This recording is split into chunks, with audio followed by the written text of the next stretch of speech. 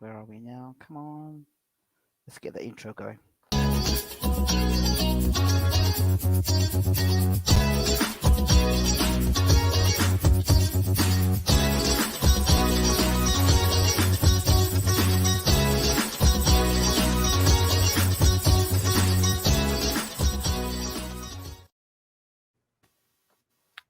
Good morning, good afternoon, good evening. This is an historic morning. We're going to be talking about Joshua versus Usyk. The undisputed cruiserweight champion of the world has now become the unified heavyweight champion of the world, thanks to Anthony Joshua, the president. So now we are going to also have in the room another historic night for BWTM Sports. It is a pleasure, an honor to bring over that I have a lot of respect for, maybe the undisputed king of YouTubers. The man himself, Ultratech, is in the house. So let's bring him in. Mr. Ultratech, how you doing? I'm not too bad. I wouldn't call myself undisputed king of YouTubers. I think give me the WBA regular. I think I'll take that. You sound like Anthony Joshua here at the moment. My friend, he's starting off quite well. Hold on. Let's do a selfie. Let's do a selfie. Well, just to say, like everybody, I'm delighted to be on Ingram's show, and this fight's a 50-50, and I'm just really happy to be here at the minute, and I'm just looking around the arena, taking the atmosphere in and stuff, like I said before. So here's what it is.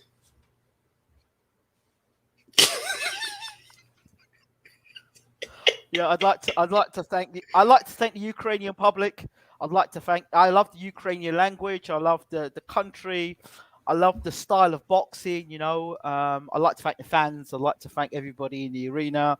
I'd like to thank everyone because I'm just grateful to be here today to just be able to talk about boxing. Anyway, enough of the foolery. Let's get down to business. For people who don't know who you are, Ultratech, you're a bit of a mystery man, but let's talk a little bit about your background in boxing, just for a moment. My background in boxing is absolutely laughable, but I'll tell you one thing. I'll tell you what, if Joe Gallagher can get a job training professional fighters, then maybe I'm in the wrong career. But I don't really have much of a career at all, really. I've been in and out of gyms for around about 7 years. I stopped around the time of coronavirus. I was never really a good fighter. I never had any heart whatsoever. When the going got tough, that was it for me. I couldn't have the shots. Some people in them just have to fight. Some people in them have the desire. Some people have the belief in themselves. I never had the belief in myself at all.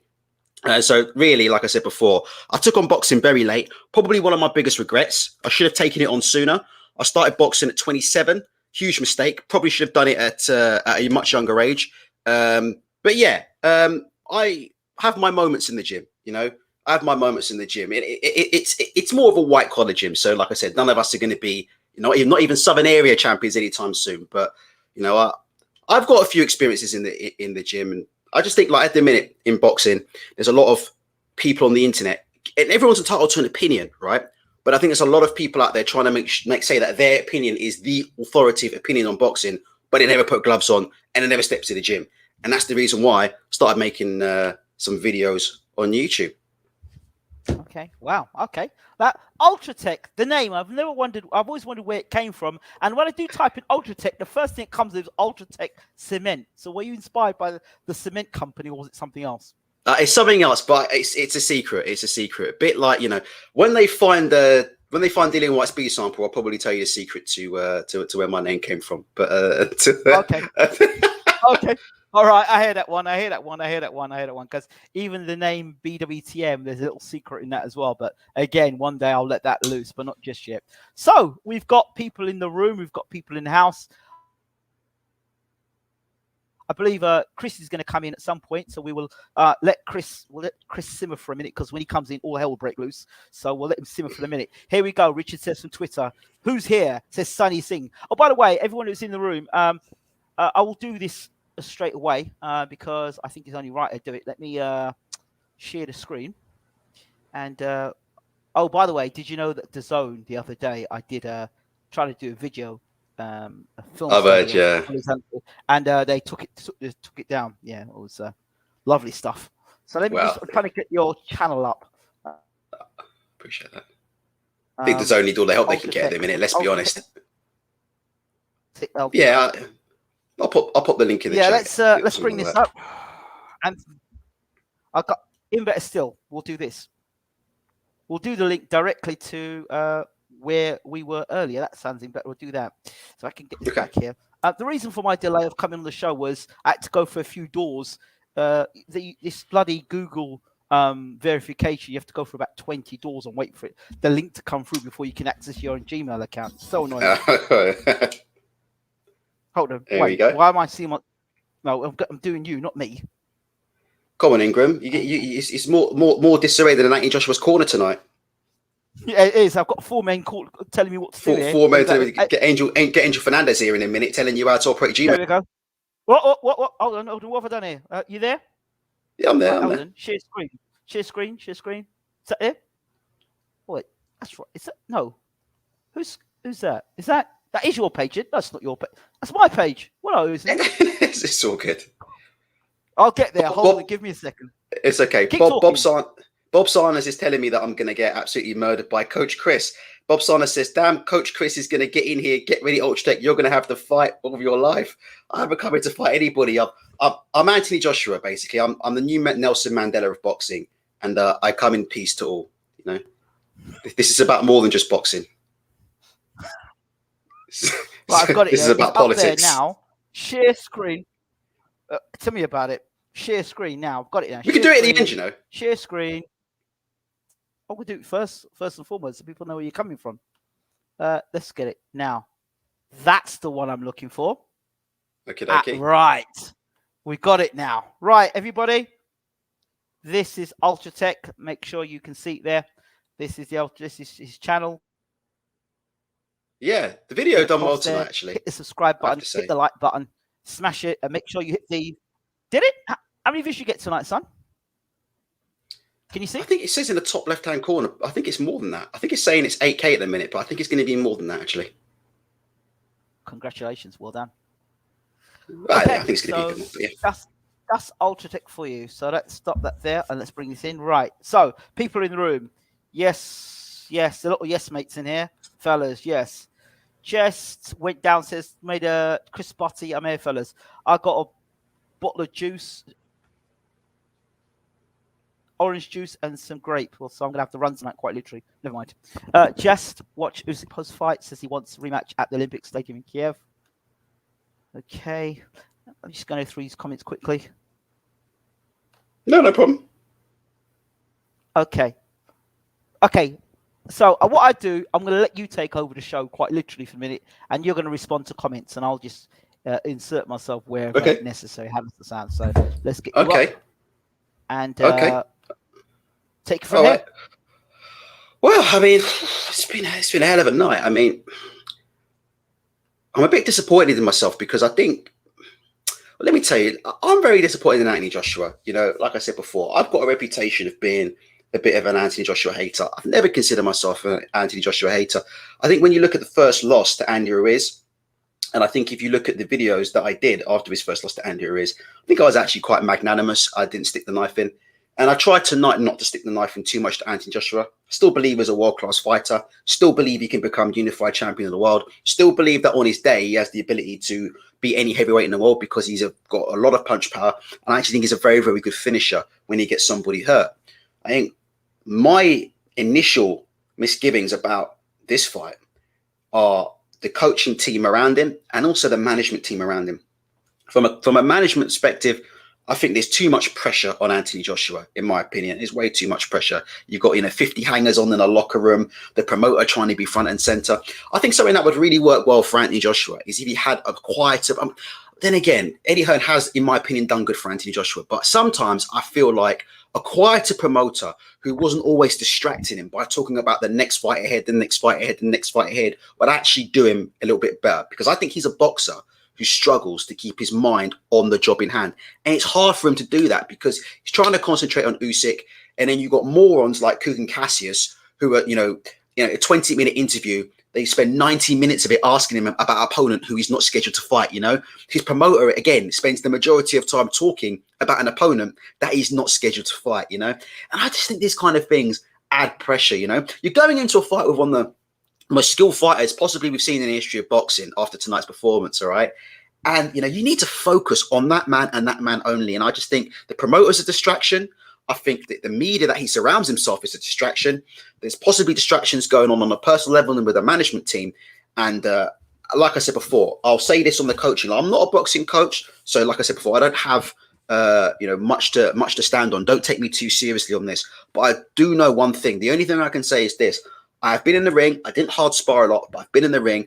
I've been in the ring as a lefty, and I've been punched by some good right-handers, yeah? I've been put on my backside by some pretty good right-handers. And I know that the things that Alexander Usyk was doing to Anthony Joshua tonight, yeah, are things that he should never have been allowing to happen in the ring. There should be no circumstances where a 210, 215-pound cruiserweight with that height and that reach disadvantage is coming in and out-jabbing the unified heavyweight champion from round one. So big problems going on there, and there need to be changes ASAP.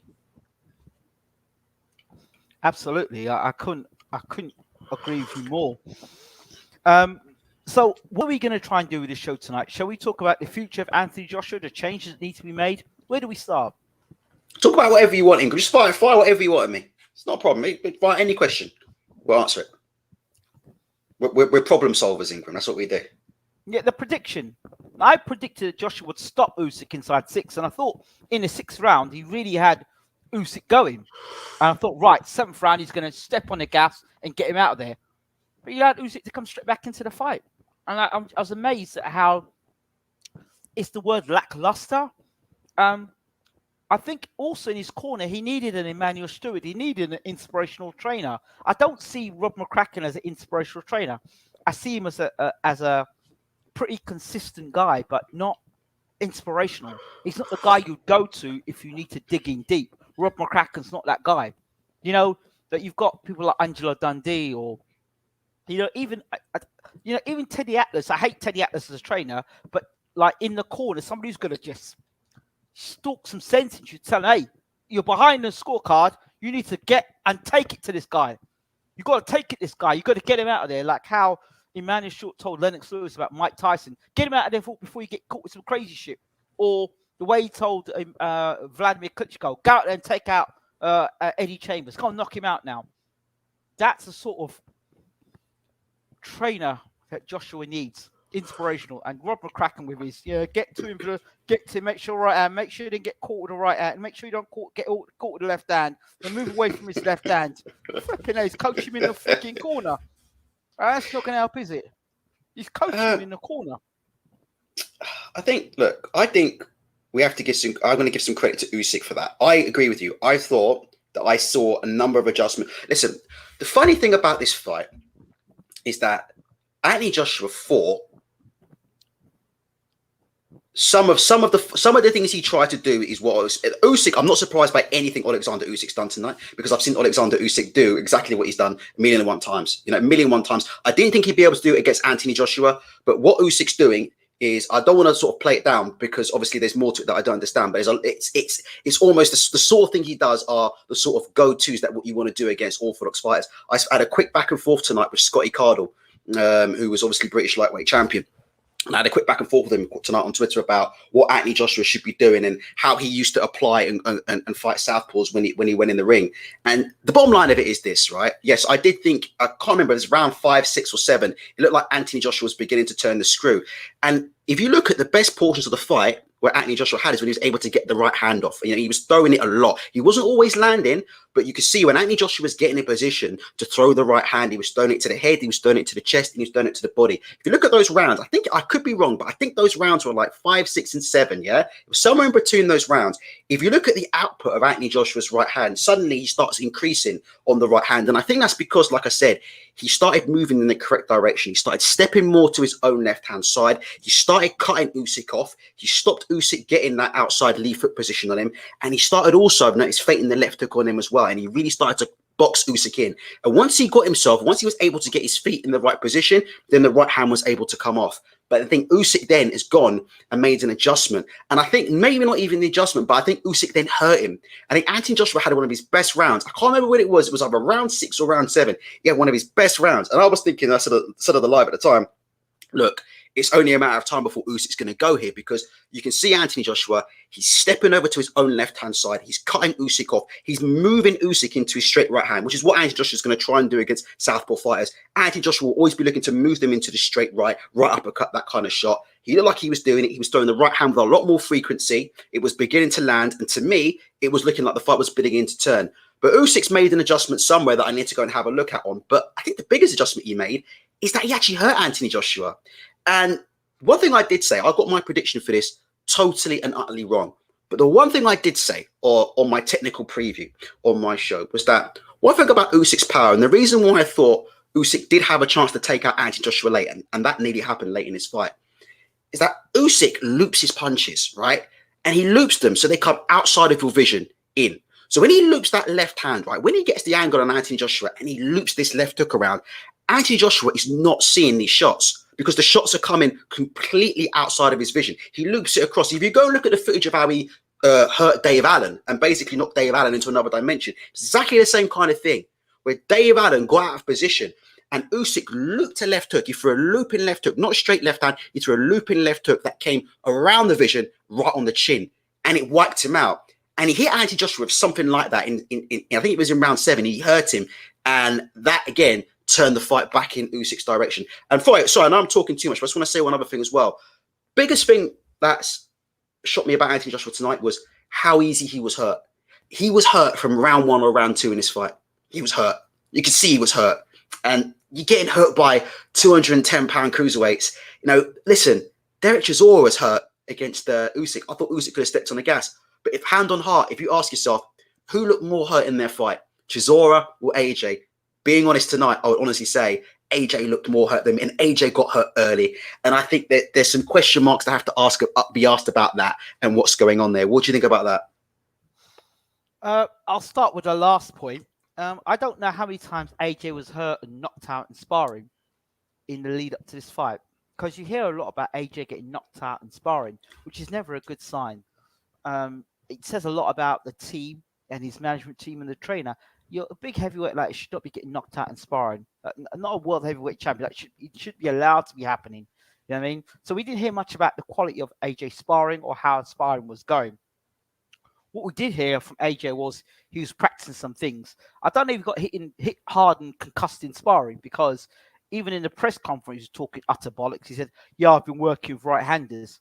I'm like, but you're fighting the southpaw, so you don't know between a right-hander and a southpaw. So I don't know how good the quality of sparring was.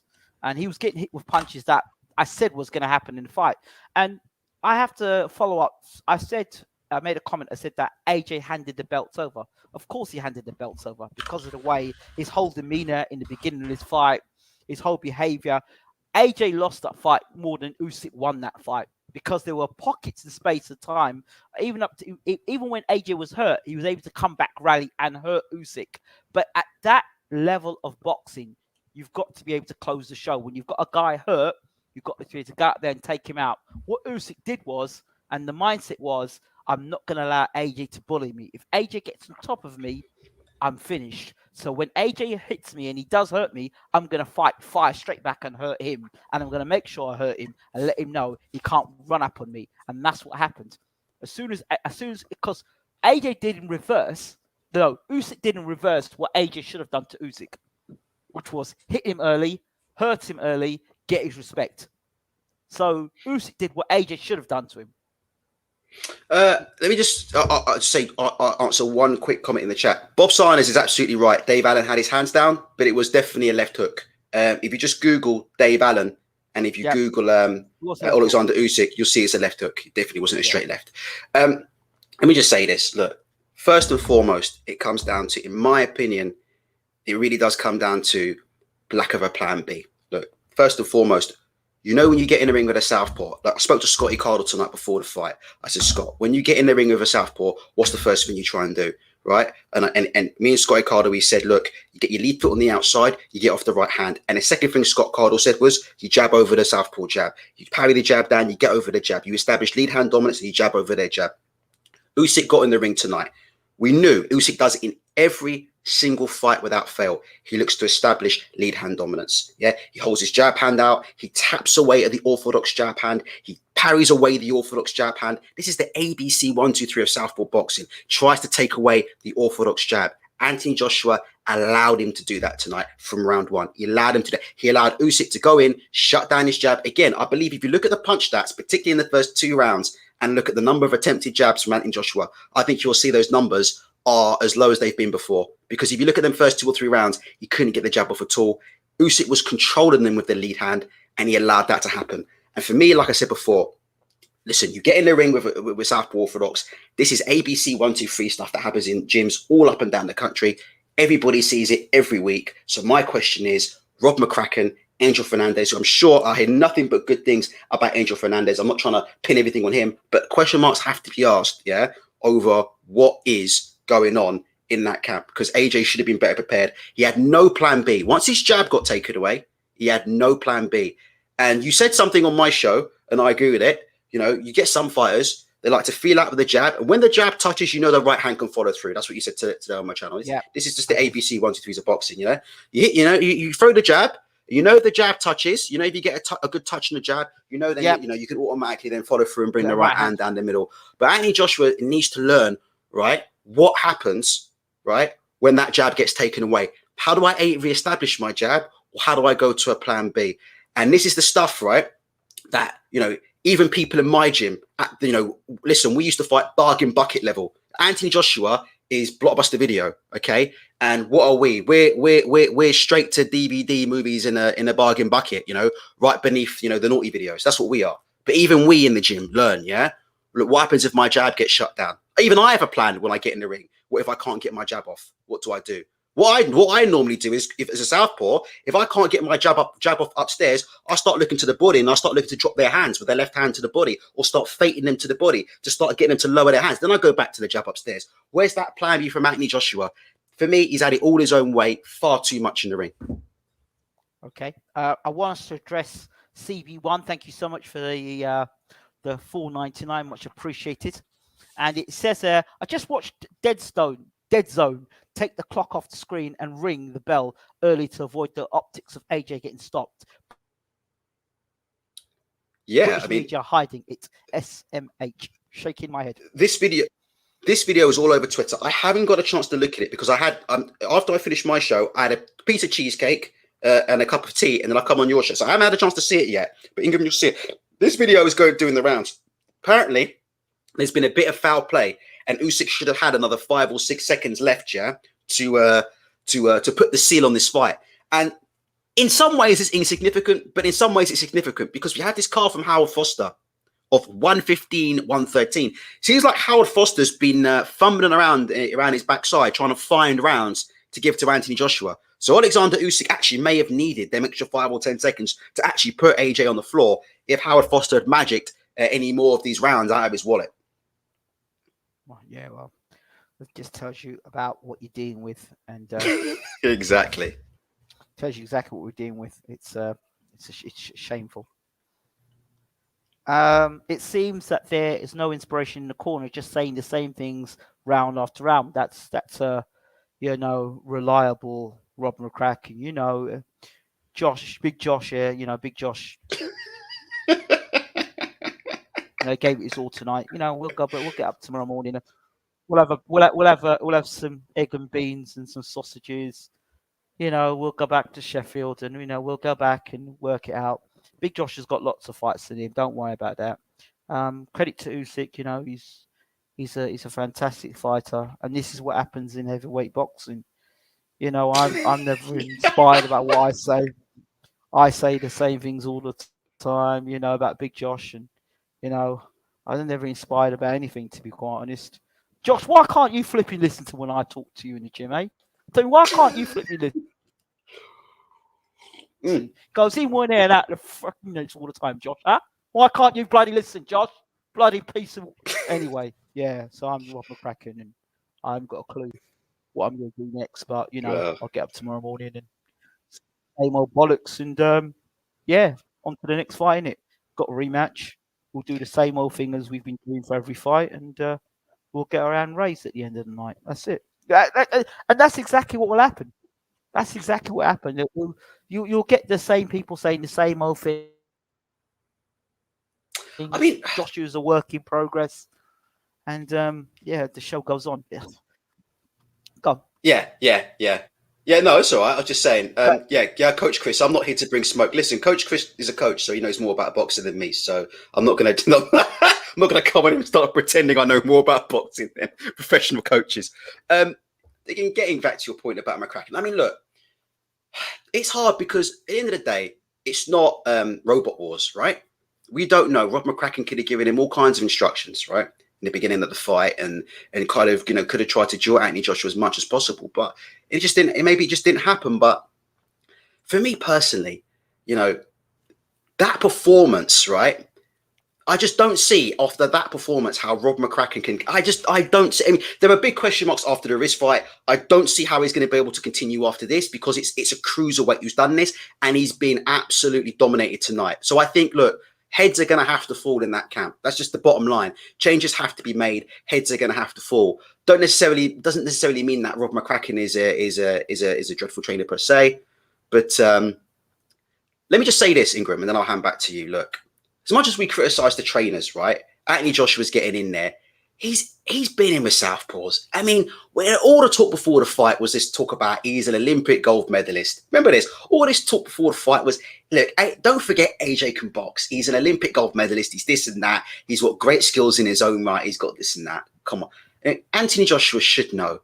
When your jab's not landing, yeah? When you're not able to get off the jab, when your jab output is getting shut down like that, come on, in your head, you need to have a plan B. You're the fighter, you're getting in the ring, and you have to take a little bit of responsibility. And you have to visualize, look, what if it's not going right? Where's my plan B? He looked completely befuddled in there, From round 1 to round 2, Anthony Joshua looked completely befuddled. He looked like a man almost without a plan from that second round when what he was doing wasn't working. And some of that responsibility, I think the majority of it's going to fall on McCracken, and I think we're going to see some changes in camp, but I think some of it has to fall with him as well. What do you think about that? McCracken's the head man, and then those other two people that were speaking in the corner, and then that person was saying AJ brilliant, he needs to go as well. He's got to go. He's got to go. No, they've got to redo that. They've got to do that. They've got to redo that advert. Some days are rough, some days are tough. AJ brilliant. AJ, oh my gosh, jeez. Carry on, Ingram. Talk away. So, what option is it going to be then, Ultra? Option 2. Well, let me just quickly follow up. Let me just quickly follow up on what you just said. And I mean, it's not even just. I mean, it's the commentary, and you've got established pros like Matthew Macklin, right? And you're listening to Matthew Macklin tonight. I paid 25 quid for the misfortune of hearing Matthew Macklin on Sky Box Office. And I'm not joking. The way he's going on, it's like he's watching another fight. Like, he's talking about, he's calling shots right hands for AJ that were missing. He was calling right hands for AJ that were hitting gloves. I mean, it's bizarre. And it goes back to your point of these people that AJ have got around him. We were making jokes earlier on my channel about Derek Chisora, coming in the back of the lot. I mean, can I just say, I haven't had a chance to look. I've heard rumours that there's a video out there with Derek Chisora telling IFL TV that this fight could have been a draw tonight. So there has to be question marks over, again, like you said, who are these people around him? Because somebody is filling his head with absolute manure from top to bottom. And to ask the question, who is it going to be? It's going to be look. Think about Anthony Joshua fans, right? And I'm just going to come out and say it. A lot of them aren't really pure boxing fans, all right? They always bay for blood when this kind of thing happens. I remember when he lost to Ruiz and they were telling people that, he was drugged before he got in the ring. The mafia forced him to lose. The mafia forced him to lose, or he lost the bet with the mafia. I even saw a video on YouTube, which I've still been trying to find to this day, that it was a clone of Anthony Joshua and it wasn't the real Anthony Joshua in the ring. So believe me, they're going to cling to every straw possible, right, to try and sort of gloss over this loss. But I think the number one go-to person is going to be McCracken. I think they're going to come up with some kind of messiah coach, and I suspect it's going to be someone like an Adam Booth or a Ben Davison, right, who I know you're a big fan of.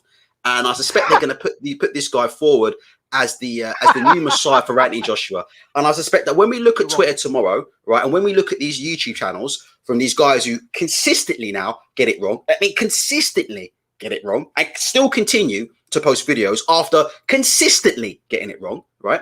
I think tomorrow we're going to start hearing about Adam Booth, Ben Davison. Who's the other one? Shane McGuigan, you mentioned. That's a possibility. Let it go to Shane McGuigan. Coldwell. Oh, well. Coldwell. Who else? Hey, they're gonna drum up some magic trainer that's gonna be able to solve Jamie Moore, all of his problems. Well, what he needs to do, if they know boxing, if Anthony Joshua knows boxing, there's only one man Joshua has to go to, and that's James Ali Bashir. Simple as that. He knows Usyk inside out. If he wants to regain the titles, he trains for Ali Bashir, and Ali Bashir will tell him straight, get rid of the bullshit you got around him, get rid of all them hangers on, and you deal with me. I only want you. It's me and you in camp together. I don't want any hangers on. I don't want any bloody advisors. It's me. So he'll advise Anthony on what to eat, when to sleep, no mobile phones in camp, none of this media bullshit. No, I agree. And he trains like a Marvin Hagler, old school style war, and that's how he prepares for fight. Let me throw something at you. Think about what's happened in boxing in the last 2 years. Think about this. Tyson Fury was originally the guy who was known as not having the power, right? He was the back foot boxer. He was the cute boxer, right? He was the guy who wasn't going to hurt you, right? But was going to sort of get you, befuddle you, yeah? Nick it on a point sword, do you know what I mean? Or make you look silly type fighter, right? If you look at what Tyson Fury's turned into in the last couple of fights, the Wilder fight, I don't know who's going to win that fight. I think it's a 50-50, right? But if you look at what Tyson Fury's beginning to turn into with that Kronk style, which I don't really know much about, but with his new coach Sugar Javon, yeah, Tyson Fury is now turned into a guy who uses his height, imposes himself, uses his strength. He sticks when he was fighting Wilder, spears the jab, big right hand over the top, bullying on the inside, leaning all over on the inside, left hooks to the body. You know what he was doing against Deontay Wilder? And he was doing that against what? AJ couldn't even do this against a cruiserweight. He was doing this against Wilder, moving into the power hand, slipping the power hand to the outside, countering over the top of it, bullying him. Of all people, Tyson Fury has turned into the kind of fighter that's how Anthony Joshua should have been fighting against Usyk, imposing himself, being the bigger man, bullying him, pushing him back, move into the power hand, slip, counter, on the inside, rough and tumble, heads going in, elbows going in, left hook to the body, sitting down on his punches. It's sitting down now on the crunch chin, sitting down on the jab right hand, twisting through the shots, get proper impact. It's ironic, isn't it? The way that Tyson Fury's been fighting against Wilder, the last fight, in my opinion, kind of the way that Anthony Joshua actually needed to treat Alexander Usyk in the ring. And I'll leave it with this and I'll get back to you. I said it on my channel the other day. John David Jackson, right? When Bernard Hopkins fought Sergei Kovalev, right? He said, look, they were asking about tactics and Wilder and all this kind of stuff. So they're asking him about tactics and they were asking him about, but what about Hopkins' craftiness and all this and that? And he said, look, you've got to treat an old man like an old man. Simple. You don't need to overthink this. You've got to go in there and you treat an old man like an old man. And Anthony Joshua needs to go in there and treat a little man like a little man. And he didn't do it. You can't teach what you don't know. Now, Harold the Shadow Knight was working with Anthony Joshua for the second Ruiz fight. And a lot of people don't know that. Harold the Shadow Knight, for people who don't know, was the assistant to Lennox Lewis. See, all these people, now you see Harold the Shadow Knight he was a regular guest on BWTM Sports.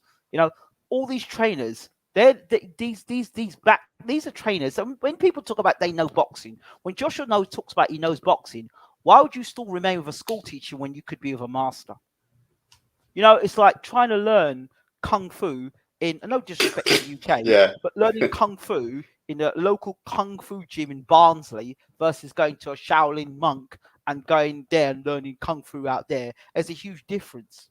Do you understand? There's a huge difference. And I think that's the problem with Anthony Joshua. He talks a lot of stuff that seems to make sense, But then when you look at what he actually produces, he's full of shit. Because if you really knew boxing, why the hell would you have a James Ellerby out in the dark?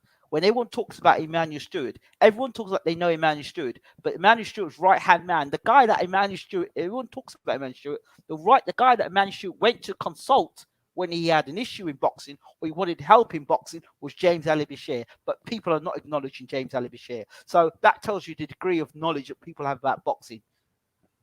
It's right there. But yeah, but just getting away from coaches for a second, right? Let's talk about what happened in the ring tonight for a sec, right? Because I do think we do need to put a little bit of responsibility on Anthony Joshua for what happened in the ring tonight. Because at the end of the day, he's the fighter. He's in there fighting in the ring. Yep. First point has to be made, right? I honestly think, and I could be wrong, as a pure guess, I have a feeling that tomorrow we're going to start hearing stories about how 240, or what did he weigh? He weighed 240.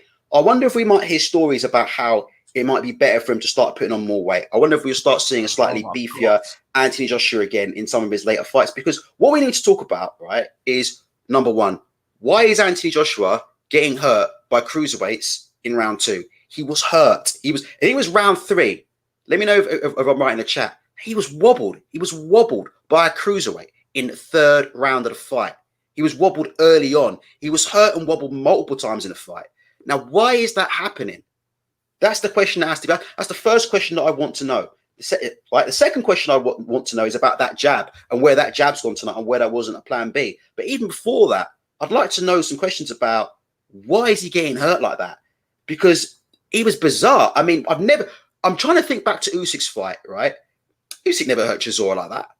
I'm not sure he ever really hurt Weathers, but I mean, it was bizarre. And I know you're saying you think that there are things going on in sparring with Anthony Joshua that maybe we don't know about, but maybe we don't know. You know, I've heard about AJ. One thing I will say quickly, and I don't know if it's true or not.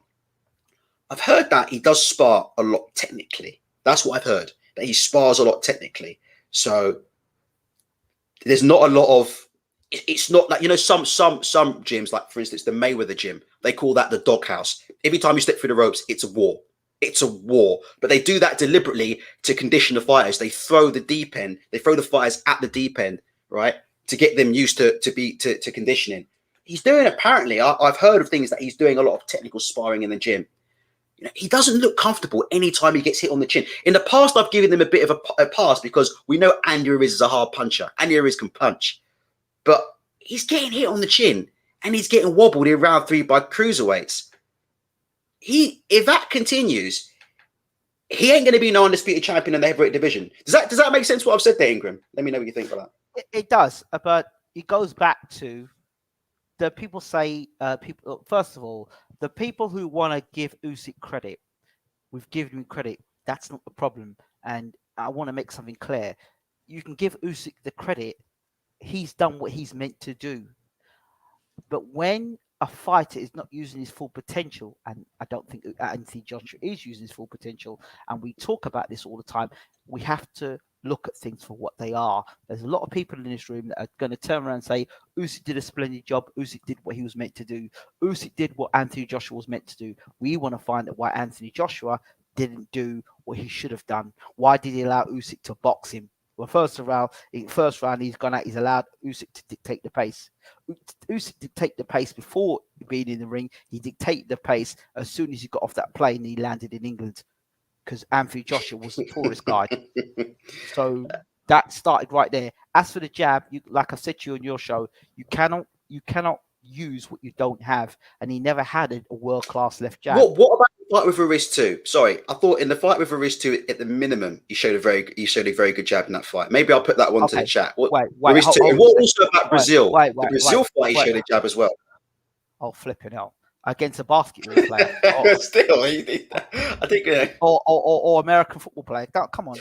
I'm confident that if you look at the punch stats, I haven't seen the CompuBox stats, and if anyone's got the links to the CompuBox stats, that would be great. I don't normally go on CompuBox stats, but I think, right, that if we look at them first 1 to 2 rounds, I think we're going to see, I could be wrong, but I have a feeling we're going to see, in terms of jabs thrown, I'm not even interested in jabs landed. I'm interested in jabs thrown by Anthony Joshua in them first 2 rounds. I think we're going to see something that says, look, that significantly That's a significant decrease between that and what's been It's happening in previous fights. what you're talking about here. You're talking about a jab. You're talking about right hand. You talk about left hook. You've got to look at footwork. So you can have a good jab and a good right hand, but if your footwork's all shit, you're not going anywhere. It's not happening. And then of course the teacher. The teacher is also the manager. So all them times Josh is getting knocked out in sparring, if you haven't got a guy who's got eyes and he's not a heavyweight teacher, a heavyweight teacher will know when sparring's too intense and he's going to give you the right sparring. And Josh's technical sparring, you talk about technical sparring. Where is his technical sparring? What was technical about the sparring? Did you see anything technical on the night when he fought Usyk? That's the technical sparring he had. So I don't buy any of the technical sparring. I don't buy anything in terms of what Joshua was doing in the gym. But I've been saying it for years. He needs a world-class trainer in the corner. He doesn't have that. Stacey McKinley, James Ellerbyshire, Derek James. Those guys there I'm talking about for world-class trainers in their heavyweight division with their heavyweight CV. Nobody else matters at this point. Yeah, I just want to address some. Sorry. Go ahead.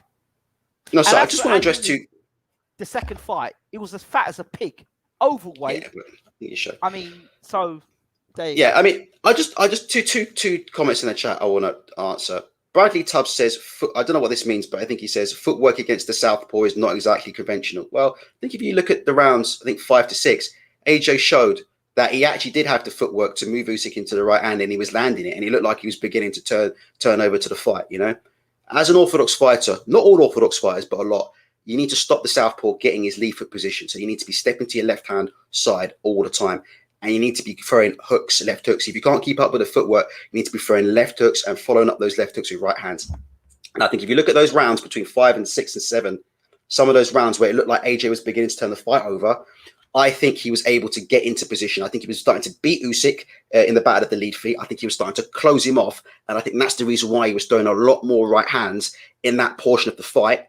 And I think that's why, again, he was a lot more successful. So what I'm saying here is it's a chain. It's sort of a chain of events. Anthony Joshua begins to cut Alexander Usyk off, stops Usyk moving to his right-hand side. Anthony Joshua's moving to his own left-hand side. He starts feinting the left hook. He starts moving Usyk towards the right hand. Because he's moving in towards the right hand, he starts letting the right hand go more. I think if you look at those rounds between 5, 6, and 7, he really started letting his right hand go, and he was throwing it a lot more. Wasn't always landing, but see, he was throwing it a lot more because he was in position to throw it more.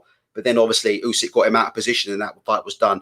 And Hencredible says, but it's hard to see any way Joshua can beat Usyk because he doesn't have the skill. And he was saying before that he doesn't think that I think he said something like he doesn't think AJ can walk down Usyk. Listen, I don't know. I'm not the be all and end all of boxing. I don't know any more than any guy in this chat. All I do is give my opinion. Okay, my opinion is right that Anthony Joshua can win the rematch. If Anthony Joshua won the rematch by stoppage, it wouldn't surprise me in the least. And I think, like I said before, there are some pretty basic things that tonight that weren't, and that's the only reason. Like that, this is the first time really I've called for a trainer's head. Calling for trainers' heads is not something what I do in general. But I'm so shocked at the underperformance. That's why I'm saying something in the camp absolutely has to change. I do believe Anthony Joshua is capable of walking Alexander Usyk down, and I do believe he's capable of walking him onto a right hand. I believe he's capable of doing it. All right, now I'm going to bring in the heat. I'm going to bring in the smoke. Okay. That smoke is Coach Chris. Thank you. Okay. Ultratech. Just for a minute, let's bring him in. Yeah, no problem. Thank you. Coach Chris, over to you. Good evening. Sorry for keeping you waiting, but that should be good. Now you should be letting out the incredible Coach Chris.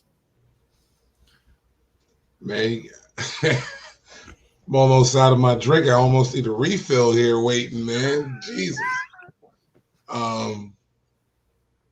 You know, I mean, what can you say, right? I don't know. Like I could gloat and laugh and all that, but he just got beat up, man, and he just I kind of see why now they didn't want him to fight Wilder or Luis Ortiz. It's obvious, you know what I'm saying? Like, Yeah, it's obvious. So, it is what it is, Um, I don't want to call him a hype job. I feel like that would be mean and that would just be taking a shot at the guy. He is a successful human, makes a lot of money. Lord knows he's got a lot of pressure on him, but, you know, um, did not expect that to happen. He looked very hapless and ineffective and not dangerous. He looked robotic. There's no head movement. Didn't think he would. Yeah, he just got kind of beat up. So it is what it is. He had some moments, but apparently he's not the puncher we think he is, and it is what it is. Kind of always figured he was the junior champion out of this thing, so I'm not too surprised. I thought he would get past this fight though. But yeah, he's not up there. Um, pretty much. Um, it's going to be funny because Wilder's going to end up being undisputed, and AJ could have been the guy to get that there, but and made a lot of money doing it, but he didn't want to, and he just ended up screwing the pooch. So it's just interesting. I want to ask you the American perspectives. Once again, Showtime I think Showtime covered the fight. May have done. Did they cover it or?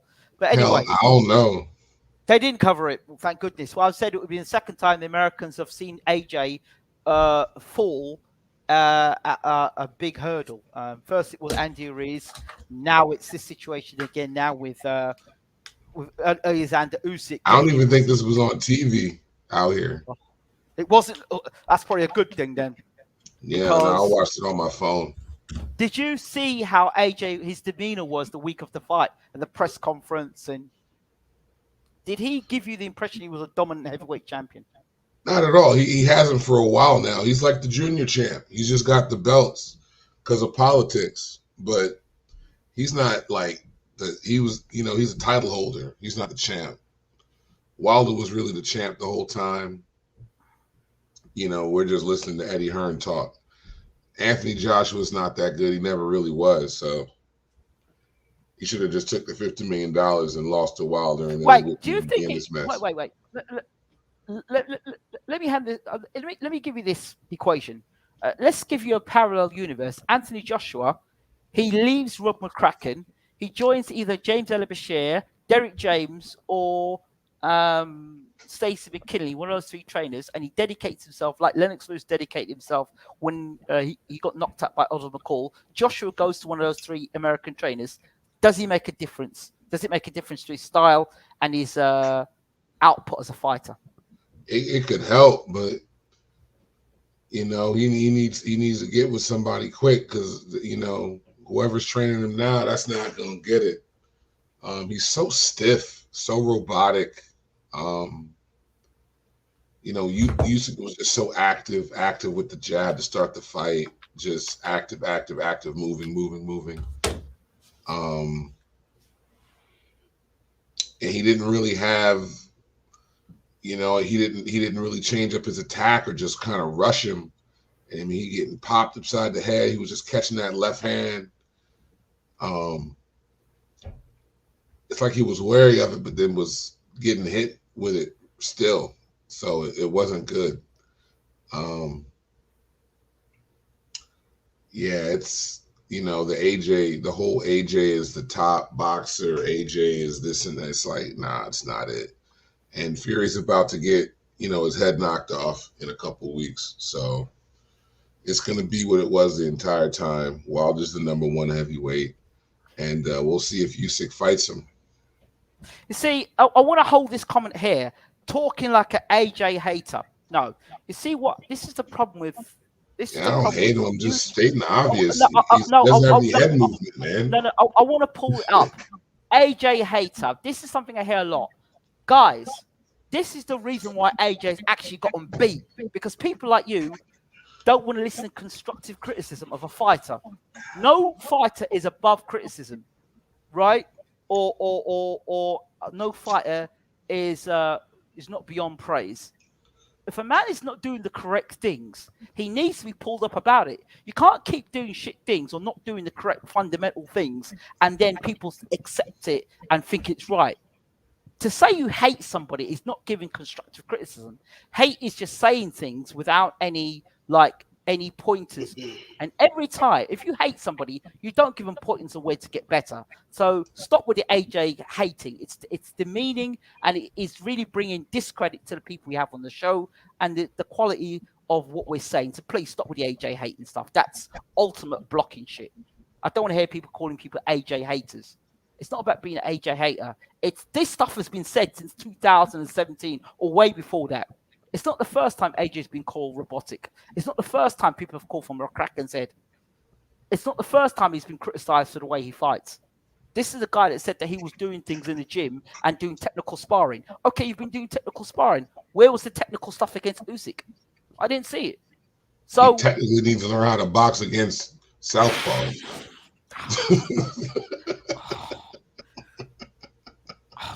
I don't know. I don't get it. Man, hey, I saw that.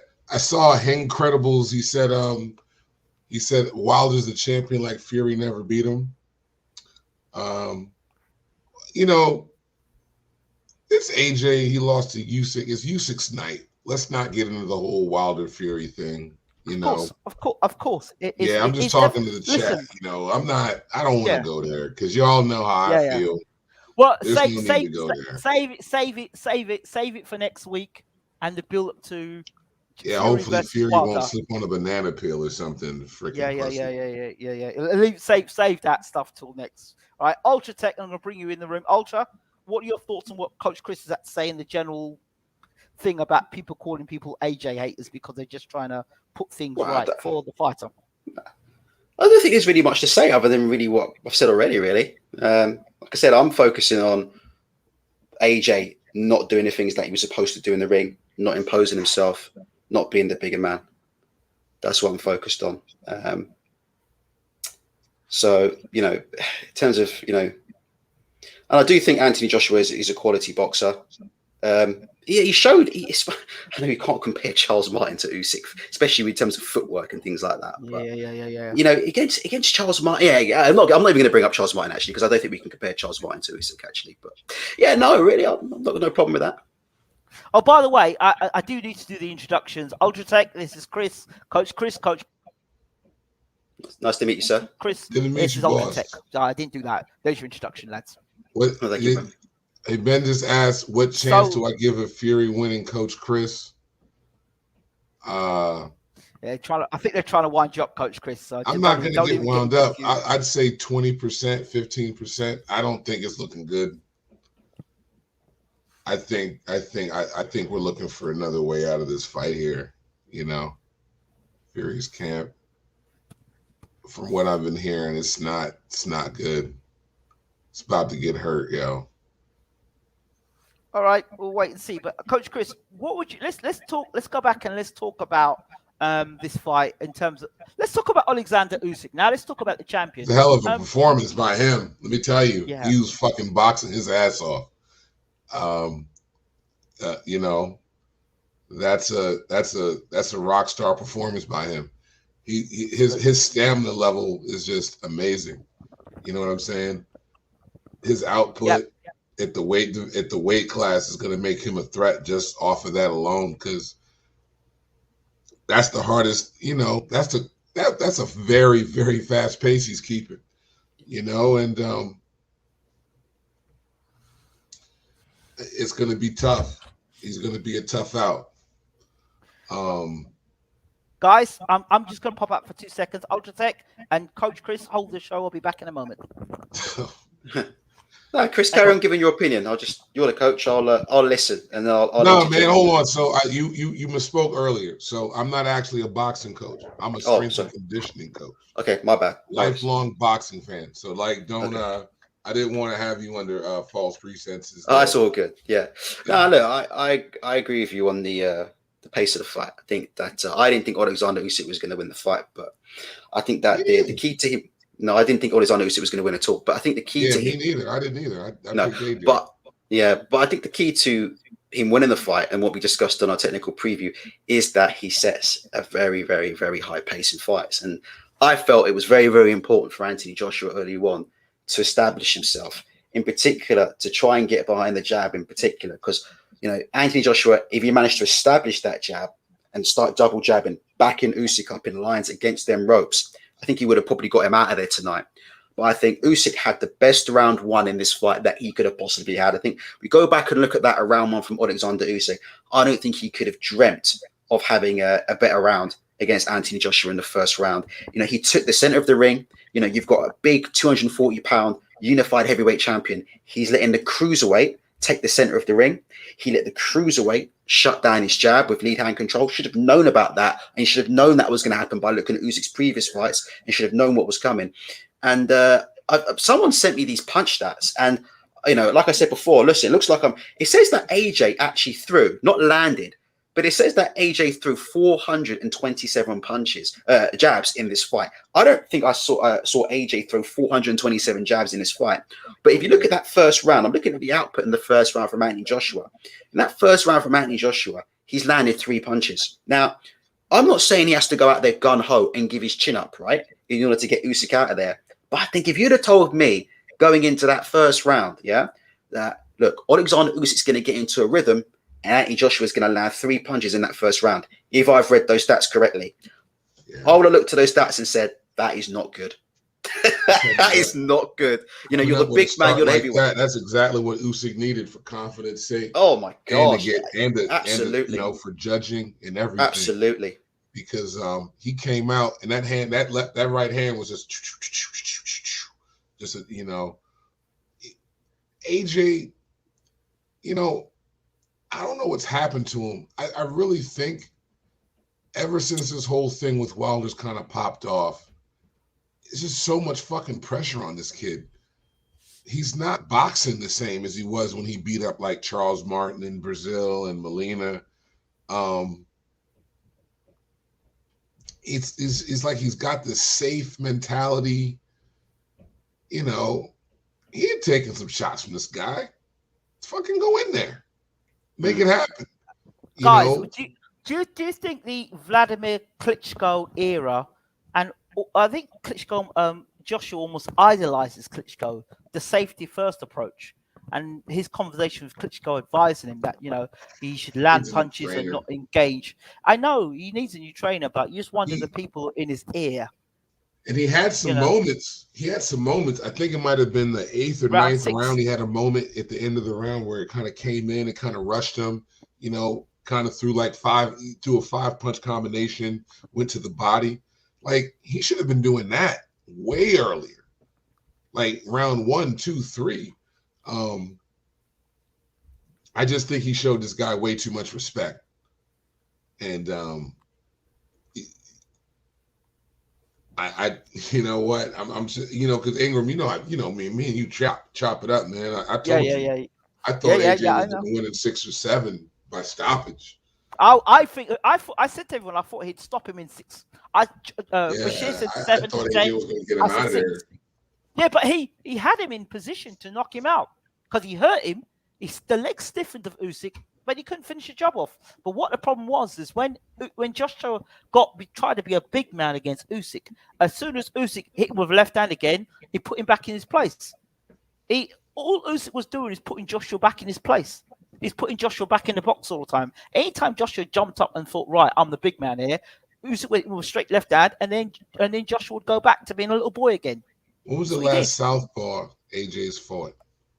You know who that was? That was bloody Captain Pot Noodle, Charles Martin. Oh yeah, Captain Charles Pot Noodle. Yeah, that's right. Okay, Charles Martin.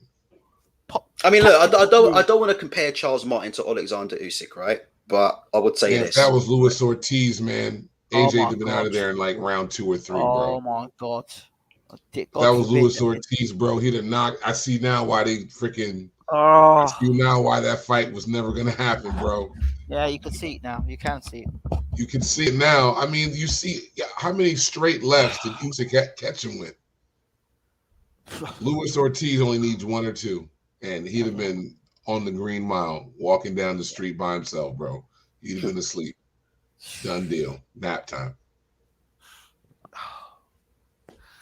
So, how do you pick up the pieces from here then? Okay, Ultratech, Joshua, you're in Joshua's changing rooms now, with the champion, the beaten champion, former champion.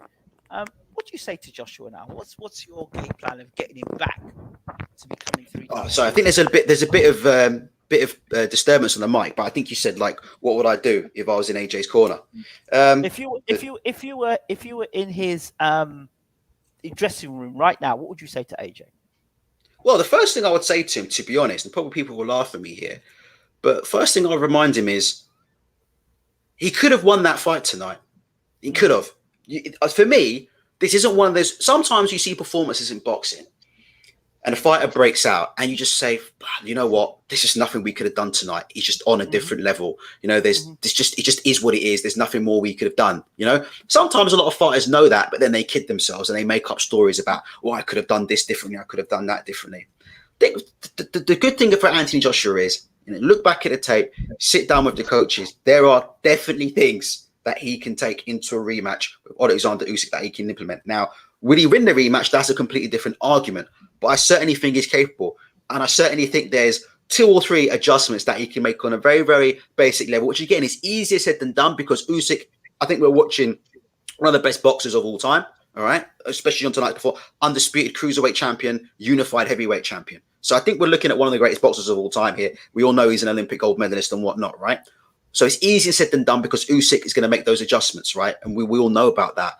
But I don't think, and it's the one good thing for Anthony Joshua that I would say to try and keep his spirits up, it's not going to be one of those fights where you look at the tape and you're struggling to see areas where you can improve. I could look at that tape and, I could say, look, straight away, 2, 3, 4 areas, look, this is what we need to focus on, if we're going to take this rematch. Okay. Coach Chris? You know what? He needs to regroup. He needs to I would not take the rematch. I think he gets stopped in the rematch by Usyk. I think the rematch would be a very bad idea. He needs to get away. He needs to get a new trainer. He needs to go sit down somewhere. He needs out of the limelight. The pressure's too much. He won't beat this guy. He won't beat him again. Not with the same team, not with the same trainer. He needs a new approach. He's been robotic the entire time, but the next time he fights him, and Usyk won't be, it won't be the first time he's been in Tottenham Stadium under 65,000 people.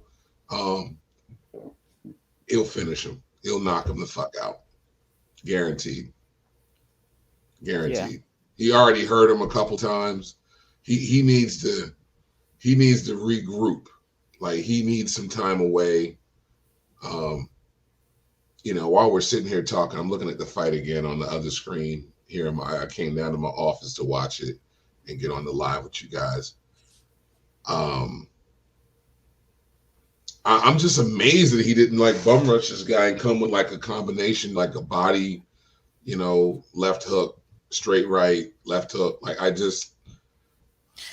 He was intimidated. I'm just wondering, who's coaching him in this corner? Who's it's intimidated.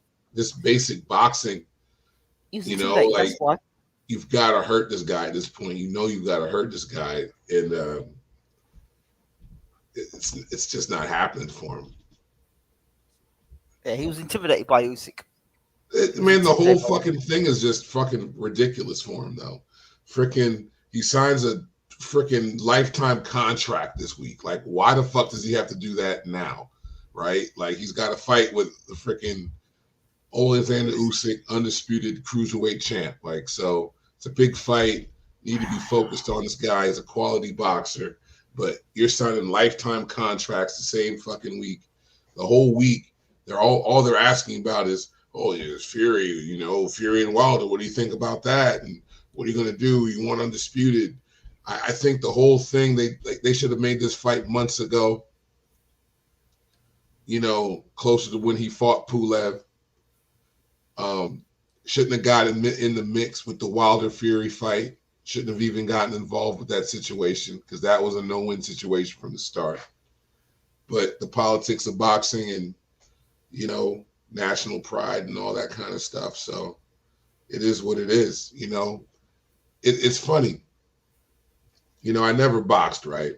But I played football, American football. And I swear, football and boxing are two sports that have, like, gods. And if you offend the gods, you pay the price. You know what I'm saying? Like, I said that earlier. The football gods and the boxing gods, they will get you. And you know what? You're fucking supposed to be fighting Alexander Usyk, but you're all worried about Fury and Wilder in their fucking business. And your promoter's talking about them all in their fucking business. And you're not even paying attention to the job at hand. And this motherfucking cruiserweight that came up and beat the shit out you, yo, in this big ass soccer stadium. So it's just funny. It's just funny how life works, man. You know, Fury's gonna get his in a couple of weeks. It's just, it is what it is. You know, I'm not the most religious person in the world, but there's a scripture, man. Vengeance is mine, so saith the Lord. Yeah, don't worry about revenge with people, man. It's gonna happen eventually. Telling you. I want to mention something else. So tonight, I made an analysis yesterday, and I said that Usyk wouldn't have the power to hurt Joshua. Well, you see, when you're allowing somebody to get full momentum into left hand, and you are walking back and you're walking onto left hands, or you're being walked into position to land the full bloody left hand, of course, anybody of that weight is going to hurt a guy. See, because he was 225, maybe 230 pounds. Well, I mean, Ingram, man, like, come on. This is boxing, right? Everyone's not like Floyd Mayweather wasn't knocking out welterweights and guys at junior middleweight. But he had enough pop to keep you off of his ass. Absolutely. Right? Like, you know, it wasn't like, oh, I'm scared I'm walking here. He's going to sleep me. I'm going to be on the ground asleep, you know, Keith one-time Thurman style. But he catches you with a straight right hand. It's like, oh, shit, I can't just walk up on this dude, you know? And with AJ doesn't have he doesn't have a chin at all. So.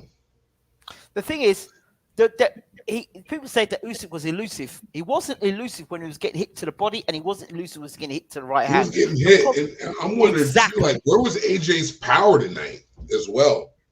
You see, no, you see, power and speed comes with confidence.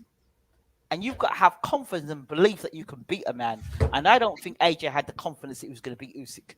I really don't. I'm going to tell you right now, Wilder and Ortiz stop Usyk. I would love to see Ortiz and Usyk. That'd be a great fight. That'd be a great fight. I think so too.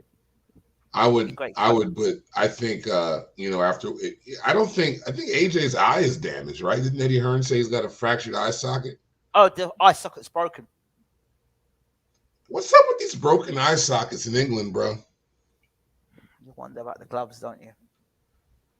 I mean, we got AJ with a broken eye socket, Billy Joe Saunders with a broken eye socket, Daniel Dubois with a broken eye socket, Kel Brook broken eye socket. Is it the type of gloves they're using? You wonder, and the type of padding that are in these gloves. You wonder.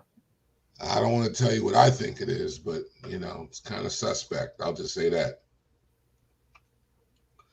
Guys been boxing their whole lives. Shouldn't be breaking fucking eye sockets. That's not good. Ultra, what do you think? Look, to answer your question on the power, I think I think with Usyk, the left hand in particular, he loops a lot. It's almost a left hook. Sometimes he throws the straight right, left down the middle. But I think the shots that were hurting Anthony Joshua, the left-handed shots were the left hooks. And I think that's the reason why AJ's right eye is very, very badly damaged. Those are going to be coming. I think a lot of those are actually the left hooks that he's looping around. He's looping those shots around the guard. And what he's doing, right, is Usyk is stepping to his own right-hand side to open up the left and set up the angle for the left. And then he loops a left hook across. And that's what he does. He slips to his right-hand side to open up an angle for the left hand, and he throws a left hook. And it's that left hook is the one that's caught Joshua right around the eye. And that's the reason why. If it was the straight shots, the straighter shots would be more the chin in the face area. But I think it's these looping left hooks that he's been throwing that have been the undoing of Anthony Joshua. And I think that's where some of this power is coming from Usyk. It's because of the angles that he's throwing the shots from. He shifts to one side and he loops the shot around your guard. And a lot of these fighters are not seeing that shot coming. And that's why I mentioned the Dave Allen knockout. Because yes, he had his hands down, but what really did him the damage in that punch is he never saw the punch because the punch was looped around the guard. He never had any vision from it, and it clipped him right on the chin, and he was done. And I think Usyk was hitting Anthony Joshua with a few of those shots tonight. He's looping that left hook, and he's looping it around the guard. That shot's catching AJ, the top of the eye, top of the face, and that's the shot that's causing damage because I don't think he often sees that shot from the angles Usyk's throwing it from. His job tonight was to get in the ring was this. You're probably not going to be able to mirror Usyk's footwork because Usyk's going to have much faster feet than you, okay? So you need to bully Usyk out of position. You're not going to be able to just mirror his footwork and beat him for foot speed. He's too quick. So this is why we say, cut the ring off, throw your left hook, establish that right hand. And I think, in that rematch, you want to be throwing that right hand early and often. Head, chest, body, shoulders, elbows, hit absolutely anything. Also, they're not going to rematch, bro. Oh, they're not going to rematch, are they?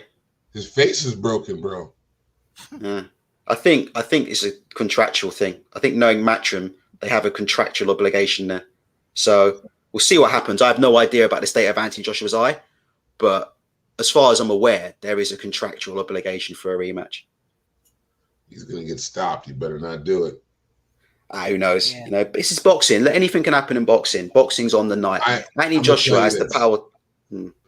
I want to see if Usyk has the nerve to get in the ring with Wilder after Wilder gets Fury. Because you know what?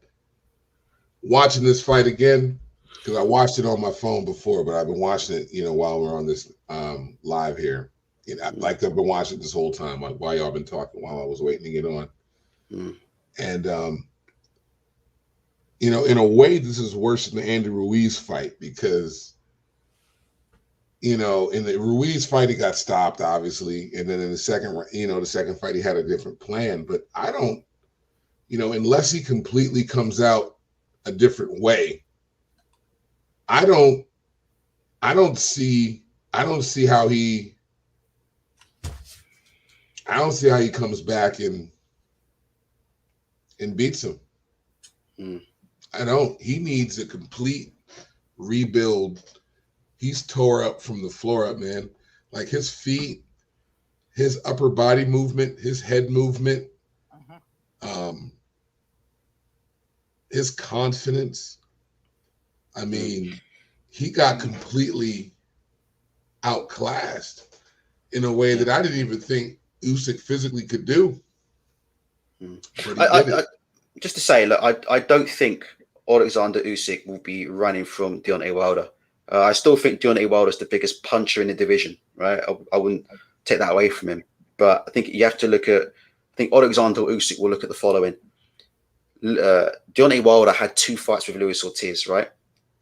Out of them 2 fights, how many rounds did he actually win? How many rounds was he winning?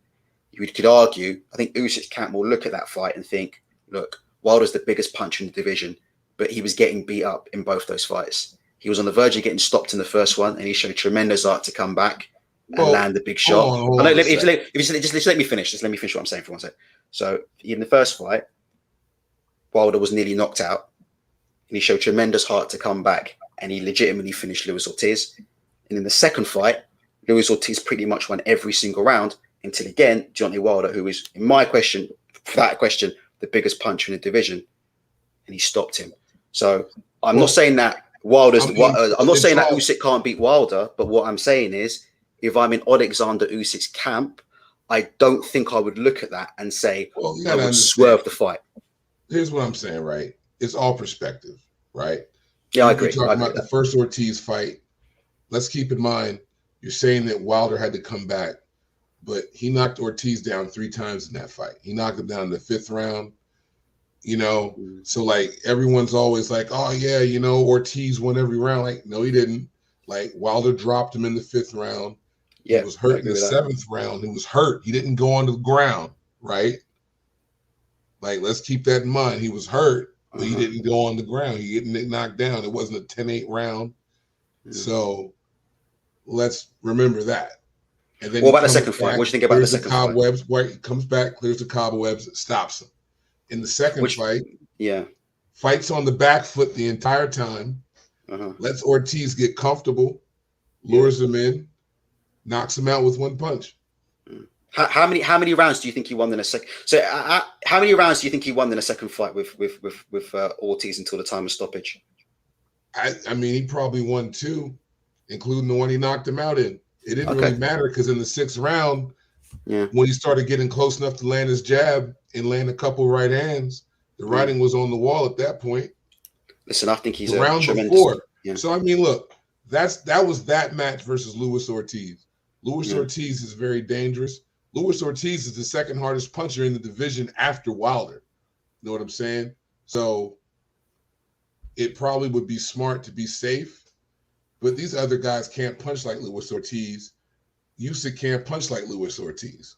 Do you think Luis Ortiz is a harder puncher than Tyson Fury when he sits down in his shots? Yes, definitely. Do you think so? Okay. Yeah, without a doubt. 110%. Okay. Who is? Let me just ask you one question. I'm not trying to, guys. I want to ask you, but push you on this one.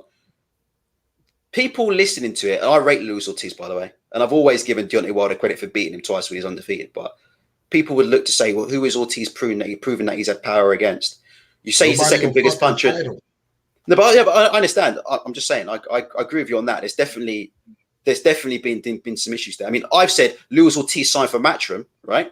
And they still didn't really match him up with any of their top 8. I would like to see him be matched up with Dillian White. But I'm going to say the flip side of the argument is Luis Ortiz got in with Dave Allen. He didn't look like the 2nd biggest puncher in the heavyweight division in that fight. But I agree with you. Wilder is more than capable of beating anybody because he's the hardest puncher in the division, and 1 punch can change a fight. And if he lands clean enough, it's over. So I agree with that. But the only point I'm trying to make is that I just feel like Usyk will get a bit of hope from seeing those performances from Ortiz and the rounds that Ortiz was able to take off him. But that's just my opinion. Sorry, carry on.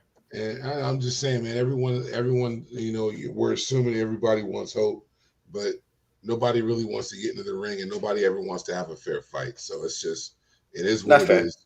You know what I'm saying? Because the whole thing with Fury is complete bullshit. You know what I'm saying? And we can. So can I just ask? Do you actually think? I don't know why I'm going down this road, but I'll ask anyway. I'm not going to debate this. Hey man, I can talk with you logically about it. I'm not. It's not like like, dude. It's on the internet. You can look on the internet and see the videos. You can see the gloves flopping around. Right. So you think there's actual right? Okay. I mean, we're can talking. I ask you what about JD? Let me ask you the same question.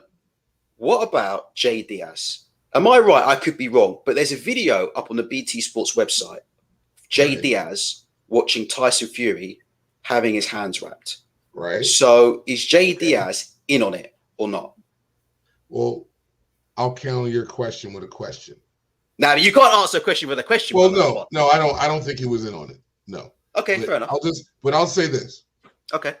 Antonio Margarito fought Miguel Cotto.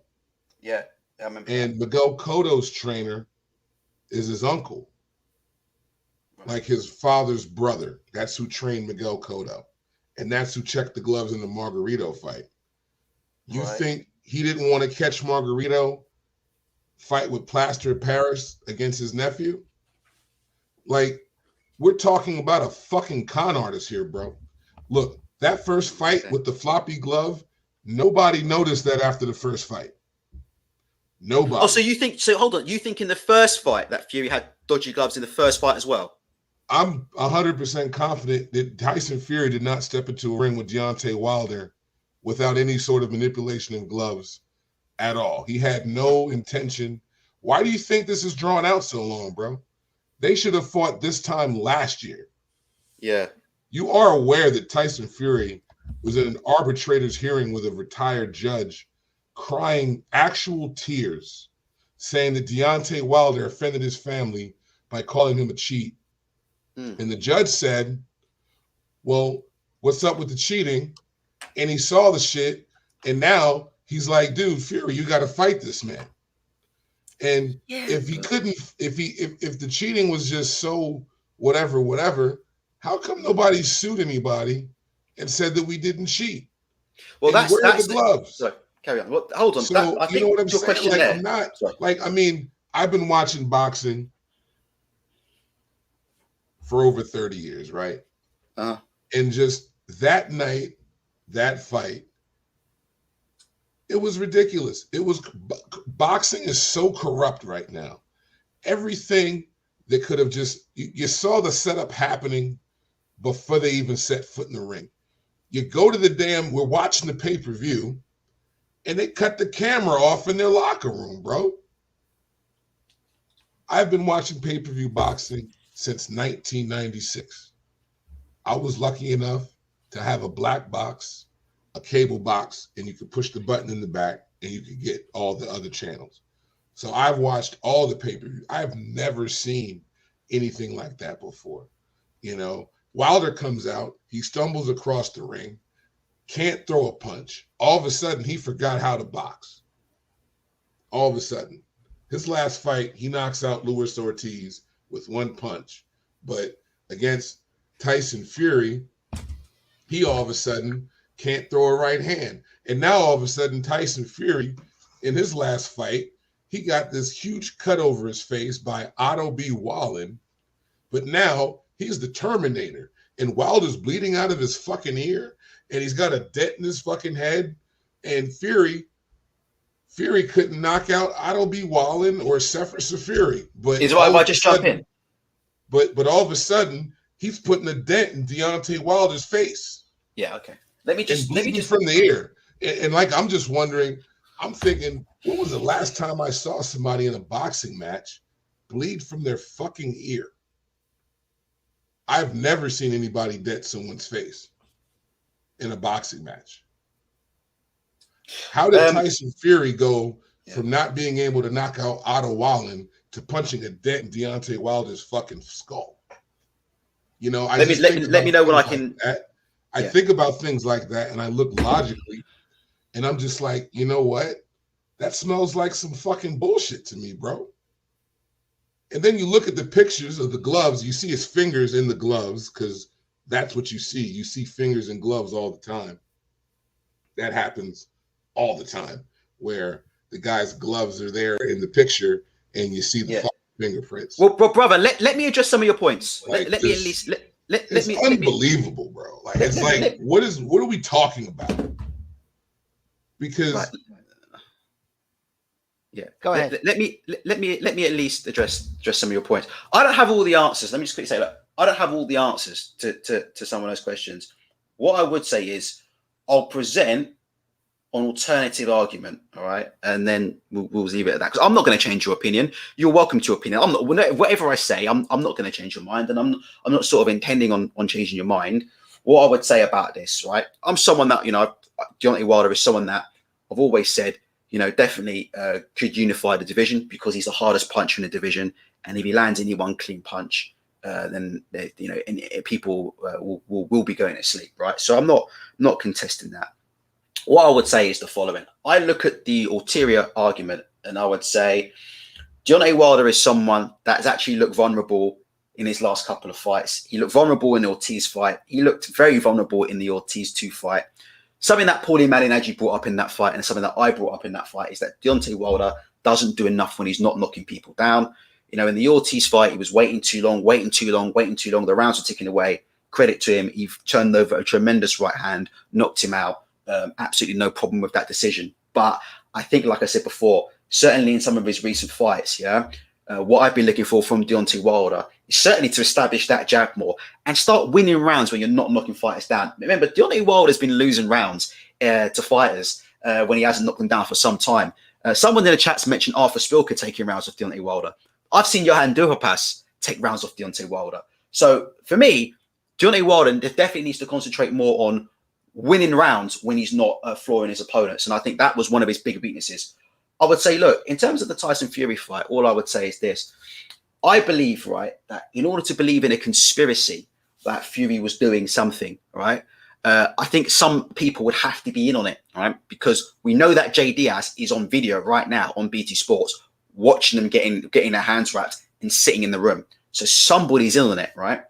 And Mark Breland is somebody who, unfortunately, has had his name absolutely dragged through the mud. Now, this guy, I believe, I could be wrong, I think he's an Olympic medalist of some sort. Definitely a very, very highly decorated amateur and a very, very well respected person in the boxing community who had his name dragged by the mud. I think he was accused of being involved in a conspiracy to drug people. Remember, there's not only one conspiracy about the hands, but Deontay Wilder has also propagated another entirely different conspiracy theory involving people spiking his water. We've not seen any proof of that to date. So what I would say is I have a hard time believing either the spiking of the water or the hand wraps, mainly because Jay Diaz is on camera said inspecting said hand wraps, and he is still a member of Deontay Wilder's team.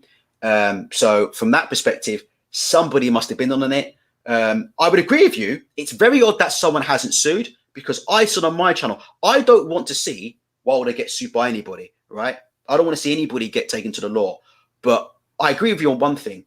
Deontay Wilder, if he hasn't got 100% proof that his drink was spiked or that illegal hand wraps have been worn, then to be honest, he probably should be sued for defamation, because the accusations that he's made against a fellow professional, particularly Mark Breland, who I feel very sorry for, those are very, very strong accusations to make about somebody with the reputation in the business that they have without producing suitable evidence. So I find that very odd. My gut feeling is that people can't be bothered. I don't think Tyson Fury is avoiding. I do think Tyson Fury is actually trying to get out of a fight with Wilder. I'll go with you on that. I do think there's a bit of that. I don't think it's because he sees Wilder as he knows Wilder can knock anybody out. If Wilder lands clean on anybody, they can go, right? But I think it's more to do with the fact that Fury wants to move on from Wilder. I think Fury feels like he beat Wilder the first time, right? And he was not given the fair decision, and he went out and he stopped in the second time. So I think from Tyson Fury's perspective, I agree with you. I don't think he's particularly interested, and I don't think he's particularly keen on fighting Wilder, but I don't think it's because of any sort of conspiracy. I think it's because he feels like he's beaten him twice already, and there really is no need for a rematch. So I'll stop talking and let you guys now have your say. Coach Chris.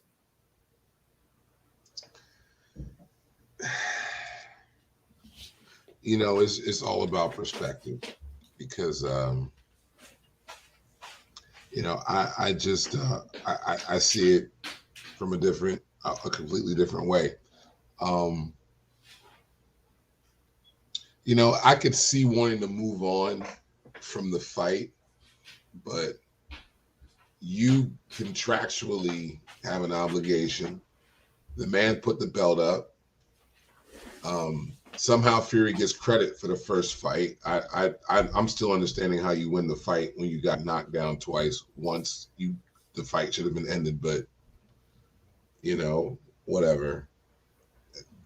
I guess that's just depends on how you score fights or whatever, you know.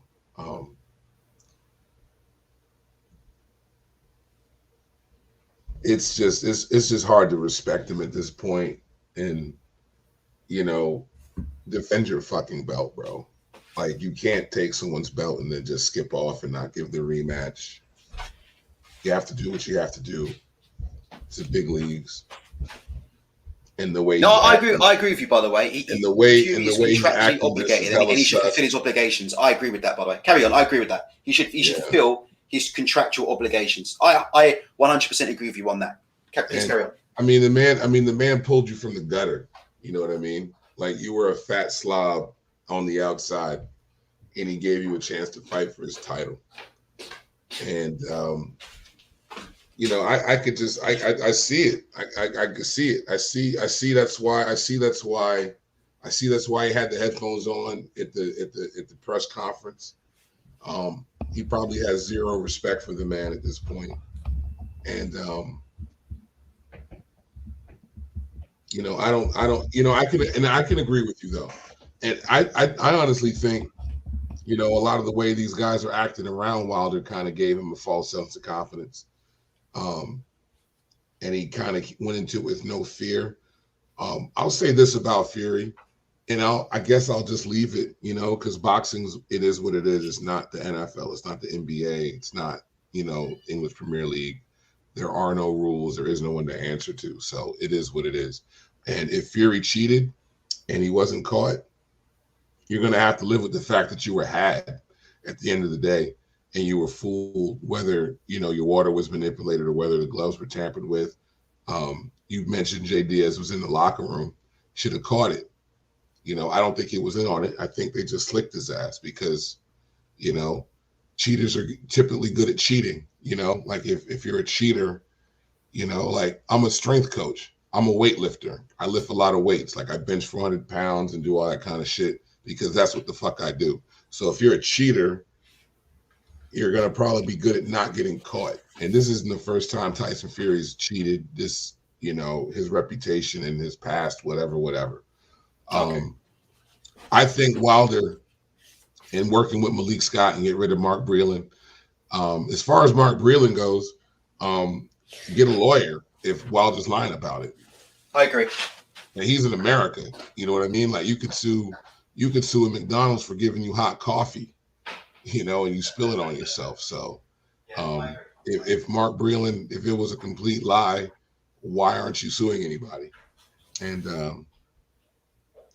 for years, I thought Mark Breland was a terrible trainer and Wilder couldn't box. Like this whole thing is about Wilder can't box. So if he fired Mark Breland for A, losing, because maybe he wants to change things up after losing, and B, because Breland actually stopped the fight and Wilder didn't want the fight stopped, that's enough of a reason in itself to get fired, because you didn't do what the man asked you to do. He's the boss. And All right. that's a whole nother conversation there around the towel getting thrown in. That's a whole nother conversation that's going to be discussed probably after the Wilder fight. See, Ultra, you're on the other side of the pond, man, but I'm going to just kind of get you hip to the game. Once Fury and Wilder fight October 9th, it's not over at that point. Just remember I said that to you. It's not over. Like, no matter how the fight goes, Fury's probably going to lose anyway. Just remember I told you that, bro. Like, this isn't a game. Like, I wouldn't be up here. Like, look, it's 10:15 at night here on the East Coast in America. I got a sexy lady upstairs, man. I'm down here fucking chopping up with boxing. I wouldn't be here talking this bullshit with y'all if it wasn't true. If it was bullshit, I wouldn't be here with y'all. I would be upstairs with my lady, getting my rub on, what I'm saying, doing my thing, So I'm not here to play games. The guy cheated, and but see, Wilder's a different kind of dude. Like I remember they had a little press conference, and the guy's like, "Why didn't you call the police?" It's the same reason I wouldn't call the fucking police. I can get paid to put my hands on this fucking guy. You know what I'm saying? Like, why make a big fuss about it now? Why sue him now and do all of that when I can get my obligated rematch? And they put the poison pill in the contract. Shelly Finkel, $80 million if you don't take this fight. It's not tied to the belt. It's tied to you, because they know that Fury is a chicken shit runner. He's a cheater. He's either taking steroids or loading gloves, or he had to freaking cheat to knock out Steve Cunningham. That's a cruiserweight. He had to hold him upside his head and hit him.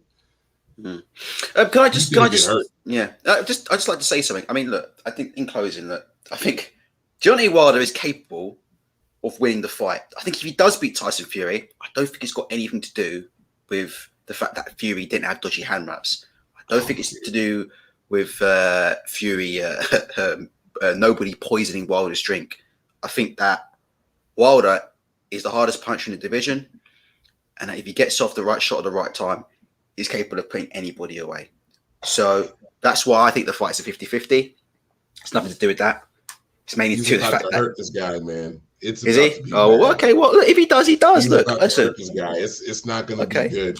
Yeah, mean, look, he might do. The man lied about having COVID. Well, how do you know? Sorry, how do we know he lied about having? Can someone? Where's the evidence that he lied about having COVID? Actual evidence now, because we're hearing things about water going in drinks. We're hearing things about hand wraps and fake COVID tests, but we're not seeing any actual evidence. So where's the actual evidence that he failed? So no, you can't answer a question with a question. You can't say where's the evidence. Where's the evidence? It'd be like he's a liar, bro. I'm not believing anything he says. You've made the accusation against him, so you've got to provide the evidence. Coach Chris, I said this before, and I'll say it again with all due respect. Nobody, just like when you said that in December, that Wilder and Fury would fight in the summer of 2021. And I said that months ago. But listen, I said to you that people wouldn't believe you because they're caught up in the media. But listen to this. My advice to you for the whole of this situation, wait until October 10th, because you've said it countless times about how you feel, but people are still going to ask you for evidence. The bottom line is, you know how the court system works in America, and I know for a fact there's no way evidence is going to get produced now. Any evidence that gets produced is after this fight is over. So there's no point actually talking about stuff that really, even if you have got evidence, you can't really produce it until after this fight is done because you can't jeopardize money. So I don't even see a point to it. I see no point because it's like, you're to the people that understand and get it, you don't have to prove it to, and the people that don't get it, they'll get the shock of their life afterwards. If the evidence is as you say it is, it'll come to light. Just like they had egg on their faces and didn't give you any respect for calling the fight in December that Fury and Wilder were going to fight in the summer of 2021. So I don't see any point. Me personally, a lot of the people here, even if you get the information right, if 100 people are listening, only 2 people have got the character to come back and say, you know what, you got that right. And I've been doing this for over 10 years. So there's absolutely no, and they'll still go back and listen to those people who are ill-informed, and they'll still listen to them and praise them. And the people that have got it right, they'll continue knocking them. That's just how it goes. That's how the world goes. It's all good. Hey, look, do you mind if I just talk and talk, man? It's all good. Yeah, it's all good. Let me just say one thing. Look, what you got to remember is this. How many rounds has Deontay Wilder done in the ring with Tyson Fury now? I think he's done 19 rounds. Is that correct? Yeah. How many of those rounds do you think he's won? 19 rounds now that he's done with Tyson Fury. How many rounds would you say he's won out of 19?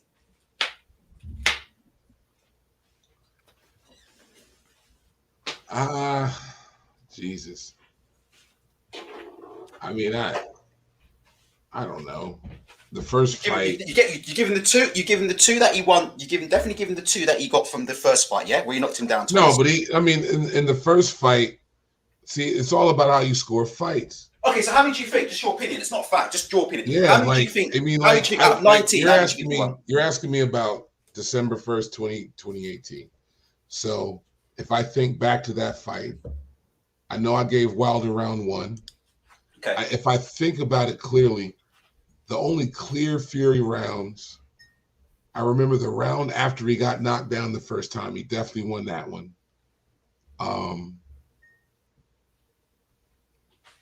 I can't remember how many rounds specifically. I had Wilder winning the fight on points anyway in that fight. Because like in the first fight, it was a close fight, but I mean, in heavyweight boxing, and this is just the way I'm going to score a fight. I'm going to score the fight on effective aggression. And the entirety of the fight, Fury was on the back foot. So how many rounds out of 19 then, roughly? Just give me something. In the second fight, Wilder might have won round 1. You could maybe give him round 2. He lost the rest. So he lost 5 out of 7 in the second fight.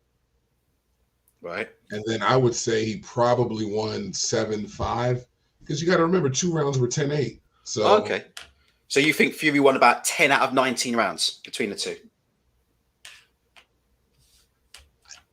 Something like that. But the second fight, I've never seen that second fight. Let me just make my point. All right. Okay. I personally, think Wilder probably won somewhere in the region of between 3 and 5 out of 19 against Fury. Oh my God. So you don't think he won any rounds in the first fight? No. In the first fight, well, maybe I give him 1. I can't remember, but I could be wrong on that. 1 round in the first fight? Oh, not the first fight. I mean, second fight. Not the first fight. Second fight, maybe give him 1. Second fight, you can give him 1 or 2 or both. but it doesn't matter. He got But stopped. I think in the first fight, to be honest, I think that's a very the question's kind of weird because it's like he stopped him in the second fight. So it's like, what's the point of counting it? So here's my point. A lot of people in the chat, right, are saying between 3, 4, and 5, right? We can argue higher or lower. The point I'm trying to make is this, right? I think if you ask, forget me, 3 out of 19. I think if you ask the opinion of most people in boxing, I think if you go and watch the broadcast of Wilder versus Fury 1, particularly Floyd Mayweather Jr., Floyd had Fury 5-0 up, right, in that fight.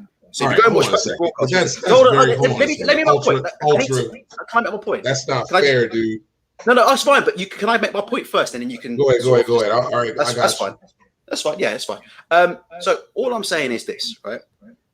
In terms of Fury versus Wilder, I think most people would tell you that Fury won a huge majority of the rounds, especially the rounds where he wasn't knocked down. So the only point I'm trying to make is this, right?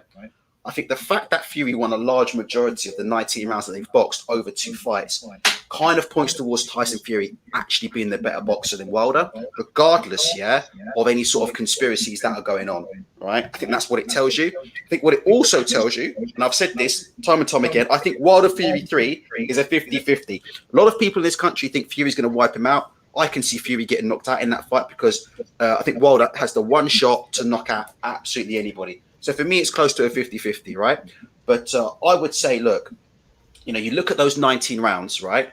And you just say, look, the bottom line is Fury, in most people's eyes, would have won the vast majority of 19 rounds over 2 fights. What that points towards is the fact that Fury is a better boxer than Deontay Wilder. And what that points towards is that when Deontay Wilder isn't knocking him down, he's not winning rounds.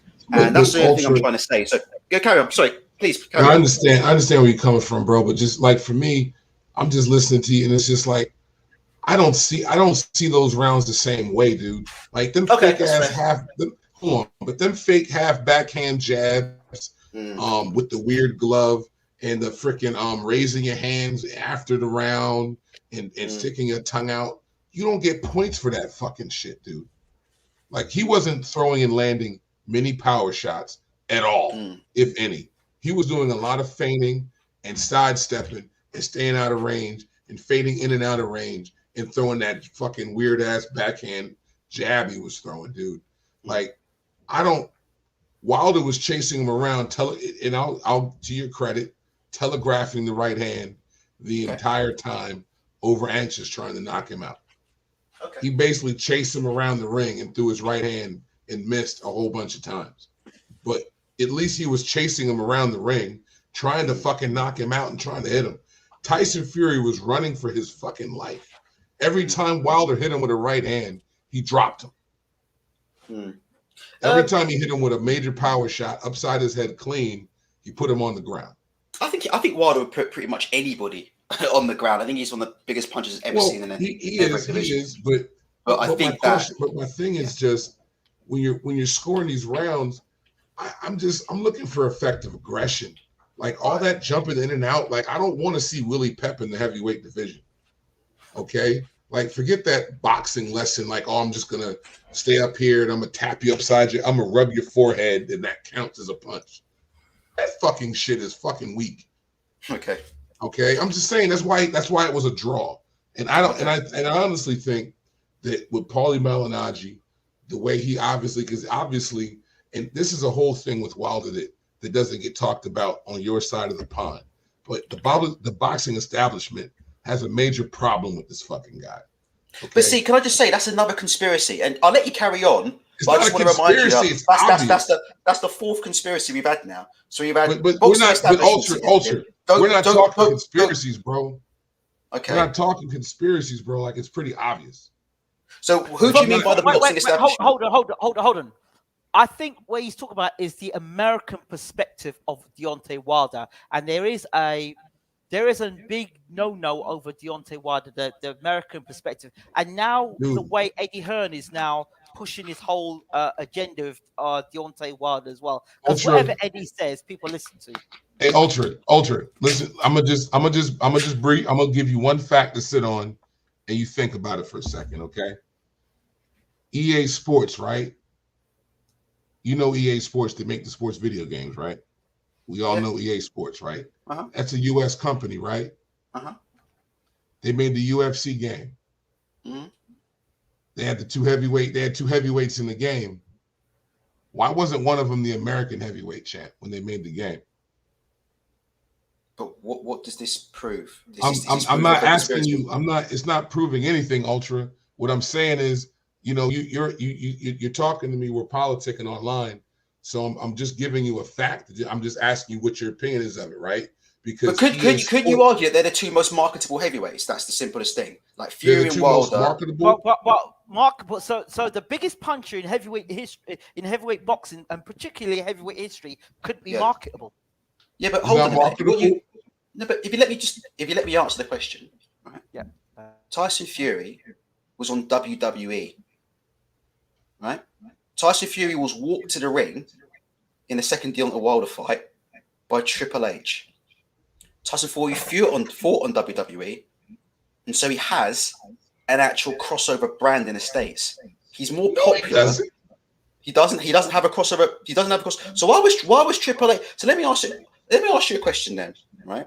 Okay. Why would Triple H walk out? I think Triple H has quite a bit of pull in the United States. I know wrestling's dwindling in popularity, but why would Triple H be walking Fury to the ring and not Wilder? All I'm trying to say is, I'm not trying to say that I don't know. Wilder's a bad guy. That shit. Oh, okay. What I'm trying to say is, right, the way I look at it, and I don't know. If you just let me make my point, all I'm trying to say is, I don't know. Maybe you're right. I'm not saying I'm right. I'm just giving my opinion, right? What I'm looking at is this.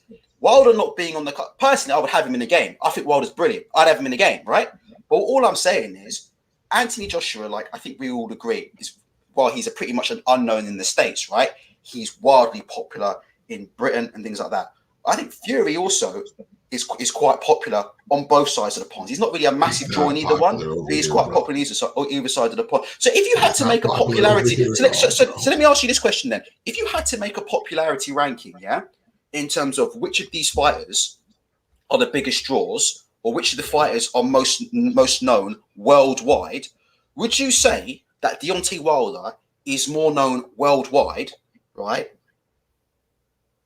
than Anthony Joshua or Tyson Fury? Yes. Okay, we'll have to disagree on that then. Okay, no worries.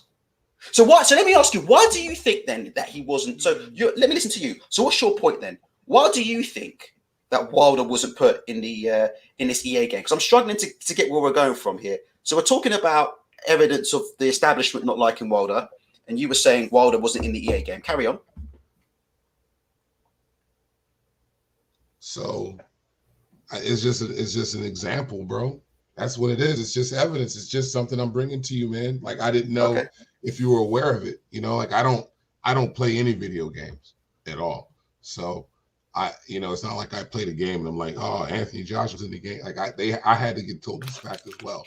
But I'm just surprised that EA Sports, I know they make FIFA, which is an international game, but EA Sports also makes like Madden football, 2K. Those are pretty popular games. And, being real, the money's to be made in America because everything's going to be you're going to charge more in America for everything that you sell. You know what I'm saying? So, but Coach Chris, I understand that EA Sports is actually a Canadian company. That's what I understand. So American Light, they're like, okay, so they're based in Toronto or Vancouver, right? They're a Canadian company. Like Canadian is just like, okay, that's basically American. All right. It's a Canadian company for tax purposes, bro. Like they're trying to sell games in America, bro. There's a GameStop like a half a mile from my house. Like they're trying to sell games here, bro. I mean, it is what it is. Like they don't like the guy, right? It is fine. Like it is what. Why don't they like him? Why don't you think they like him? Why don't they like him? What is it about him they don't like? Well, we got to understand, dude. Like this guy picked up boxing at 22 to feed his daughter and became heavyweight champion. He's not the cleanest boxer out here. He's just a natural athlete. And I mean, like, I'm honest with you, right? I live on the East Coast in America. Okay. So I live in between Baltimore and Washington, DC. I'm in the Washington, DC, Baltimore metropolitan area. That's where I live. and there's boxing gyms. Right. And I mean, you go to boxing gyms and, you talk to owners, you talk to little small promoters, you talk to, fighters. And I swear to God, you talk to these guys that are like in boxing and you talk to them. And if Wilder comes up, the first thing they talk about is how he's not so clean. He's not this, he's not that. But you know what? He's freaking 6'7", 220. He's in his 30s, still explosive as hell. He's a world-class athlete. He has I a agree with that. natural right hand. He can naturally throw and land a punch. Yeah, he hasn't been boxing since he was 8 like the rest of y'all. But you know what? He's making more money. He's changed his life. And people aren't necessarily happy with that, bro. Like, a lot of people aren't going to really, just because you're good doesn't mean everyone's going to like the fact that But you're good. the thing is, You know what I'm Wilder's saying? And the outspoken. fact That's that what the thing he's the is. champ and he's the man and he's the guy, like, he's been making a lot of money for a long time. Like, people been listening to Eddie Hearn. Like, this motherfucker's been doing his thing. He's been selling out the Barclays Center since like 2015. Okay. He's box office, bro. You know what I'm saying?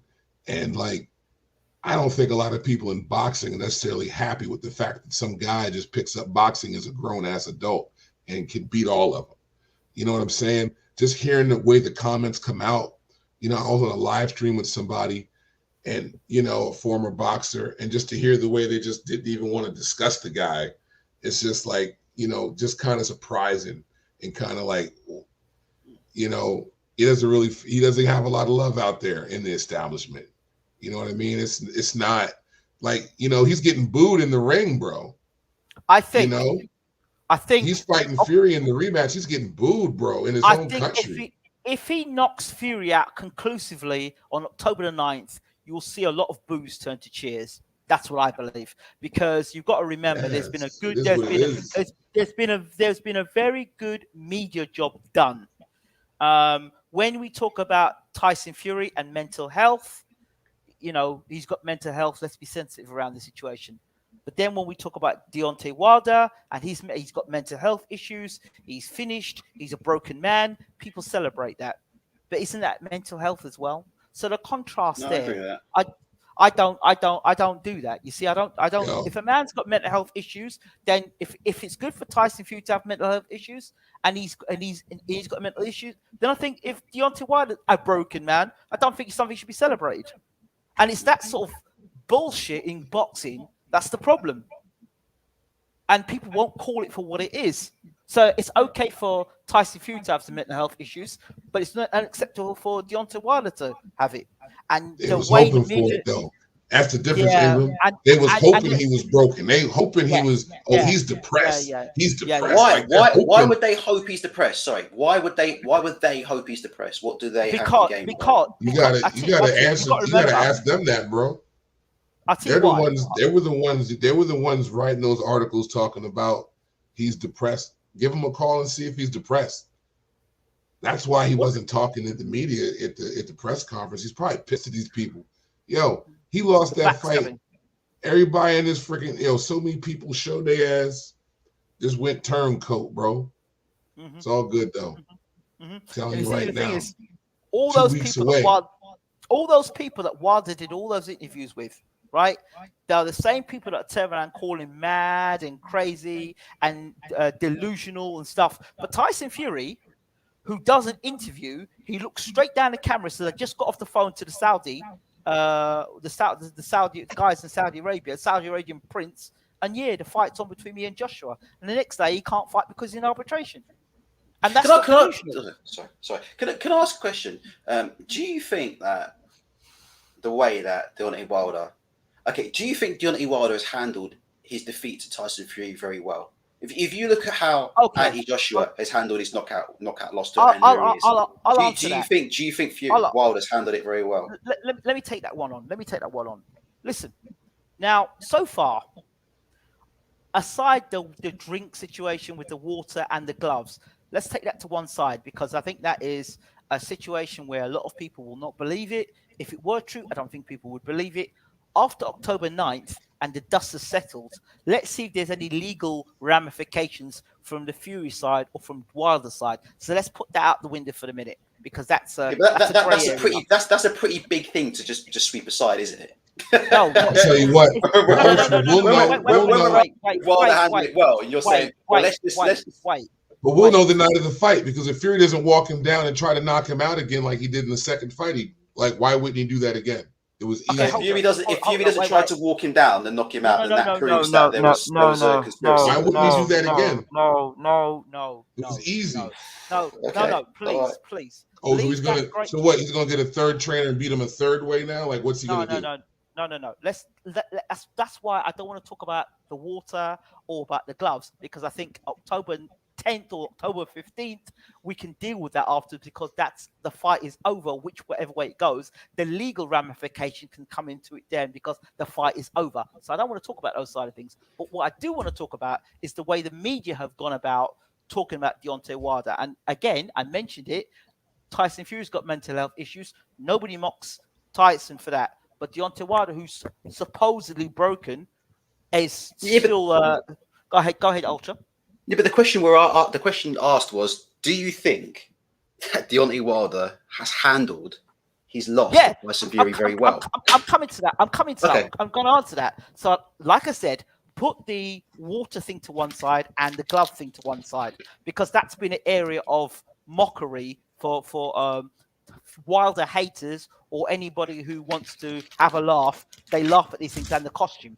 Okay, let's put those to one side. Okay, fine. Okay, so the defeat itself, it's not the first time that Deontay Wilder's been defeated before. He got defeated in the Olympics, did he not? He got defeated in the Olympics. That's why he's a bronze medalist, not a gold medalist. In fact, he was dumped in his arse in, I think he was either World Championship or the Olympics by the Russian fella. That I think Russian or Ukrainian fella. We don't know what it was. I can't remember the guy's name. But anyway, he beat Deontay Wilder. He got off from that situation and went on to become heavyweight champion of the world and reigned for 9 or 10 defenses of the championship. So he did well. He made more defenses than Tyson Fury. I want to add that there as well. But people never actually gave Deontay Wilder credit for that.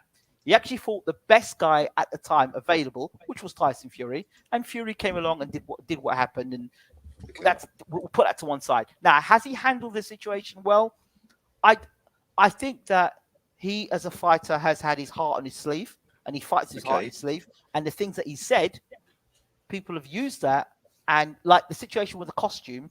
That's literally what I was about to mention, because the first thing you blamed the loss on was his suit. Literally. I actually believe it was something. I think it was somebody else made that story up. I don't believe it was Wilder himself that said that. I think somebody else came out about the costume, used that as a point of ridicule. I don't think actually Wilder said that himself. And they used the video where he said about the 220 pound. Oh yeah, I carried 220 in my back or something like that. Yeah, and exactly. And then they used that, and then he put that to the costume. I don't actually believe that it was Wilder who said that, because if he did say that, then he'd look stupid. But media's very good at making people look stupid. I want to make that quite clear. Media's very good at making people stupid. And I just made the example of Fury, mental health issues. It's okay. Leave Fury alone. He's got mental health issues. It's okay. Okay. Wait. I'm not finished yet. And Fury has the mental health issues, but however, he also was the whole PED situation. But we keep that real quiet because he had mental health issues. We can't talk about that because it's Tyson Fury. On the other hand, you've got Deontay Wilder, made 9-10 defenses of the WBC title. Yes, he lost to Tyson Fury, and if he has got an issue, and if what he's saying is actually true, now he turned around and said that he's going to get Fury back in ring, he's going to fight Fury. All the time he was talking about arbitration. People were laughing in his face and saying it's not going to happen. Joshua and Fury are going to fight. All those people who were talking all that stuff, who called Wilder delusionary, those people got off the hook when the fight was announced between Fury and Wilder. Now, what's Wilder delusionary for thinking those things? Nobody's going to say, oh, no, Deontay, you're actually right about the arbitration. And by the way, those people thought that Wilder didn't stand a chance in the arbitration because there was a contract that was expired. No. What's that? Hey, hold on. Coach, they didn't even think he was in arbitration. They thought it was BS, remember? Coach Chris, hold on. I'm trying to put He's the only one been telling the truth. Coach Chris, hold on a second, please. Right. Crazy. So when we talk about Coach Chris, when we talk about the contract situation, he was accused of being lying and he's delusionary, and the contract was being expired. Again, that's the second thing he's been proven to be. It's been proven to be incorrect. So that's two areas already where people believe that the fight was going to happen between Joshua and Fury, and that Fury could have got out the fight and fought Joshua. They were delusionary about that. They were delusionary about the contract being expired. So that's two areas already of delusionary situations. But Wilder's the delusionary man, but he's called up twice in two situations that people have given him no credit for. So it seems that even when this man has got it right, people are not acknowledging that.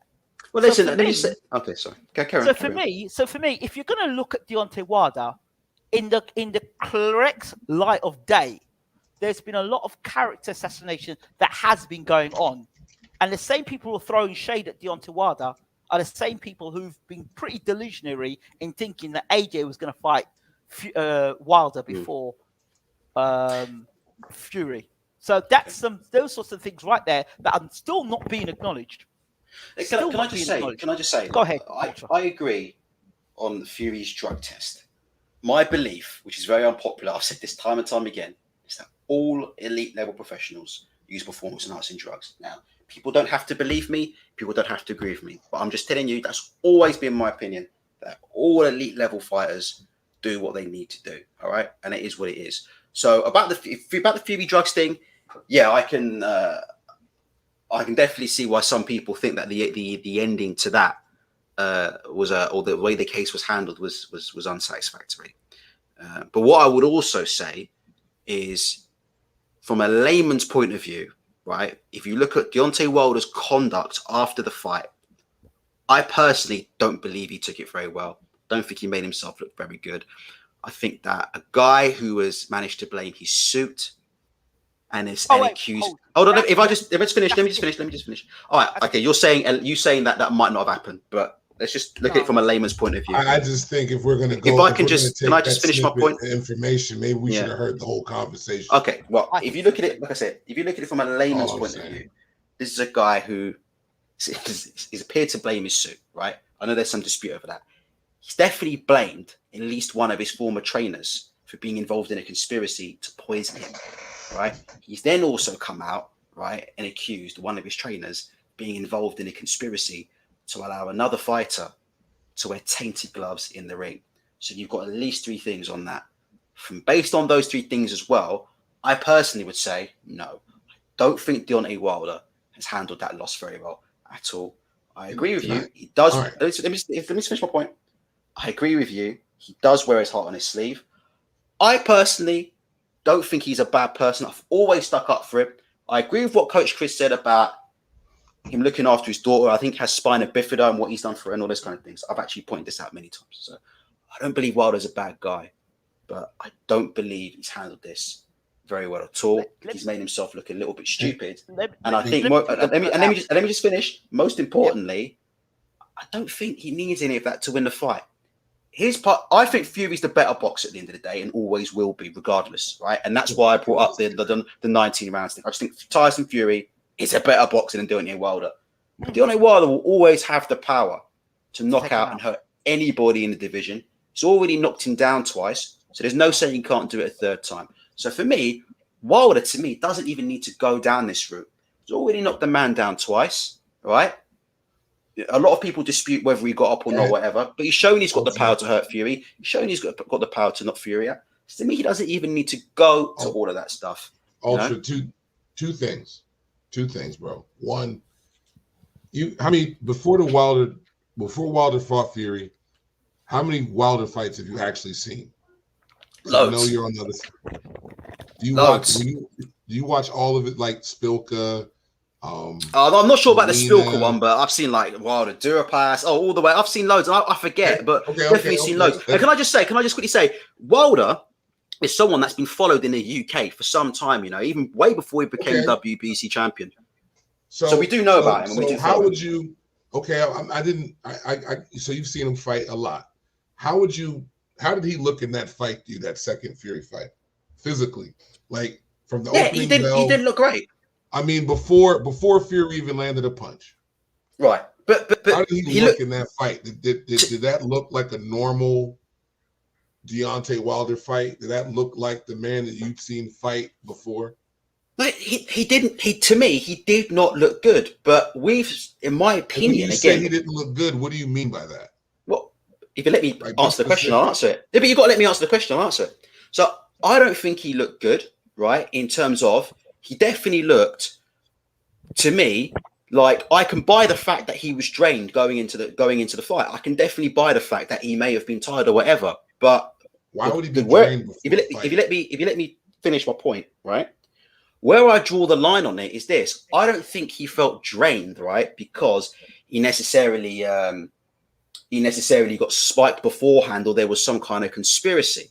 All right. As far as I'm concerned, from someone who's, again, I can't really judge myself because I've limited experience in the ring, but I think certain things like pressure makes you feel weak in the knees, butterfly in the knees, pressure. He was under huge amounts of pressure going into that rematch. Okay, huge amounts of pressure. When I, if you let me finish what I'm saying, I think pressure. Anybody who's been in the ring will tell you, pressure and anxiety will do that.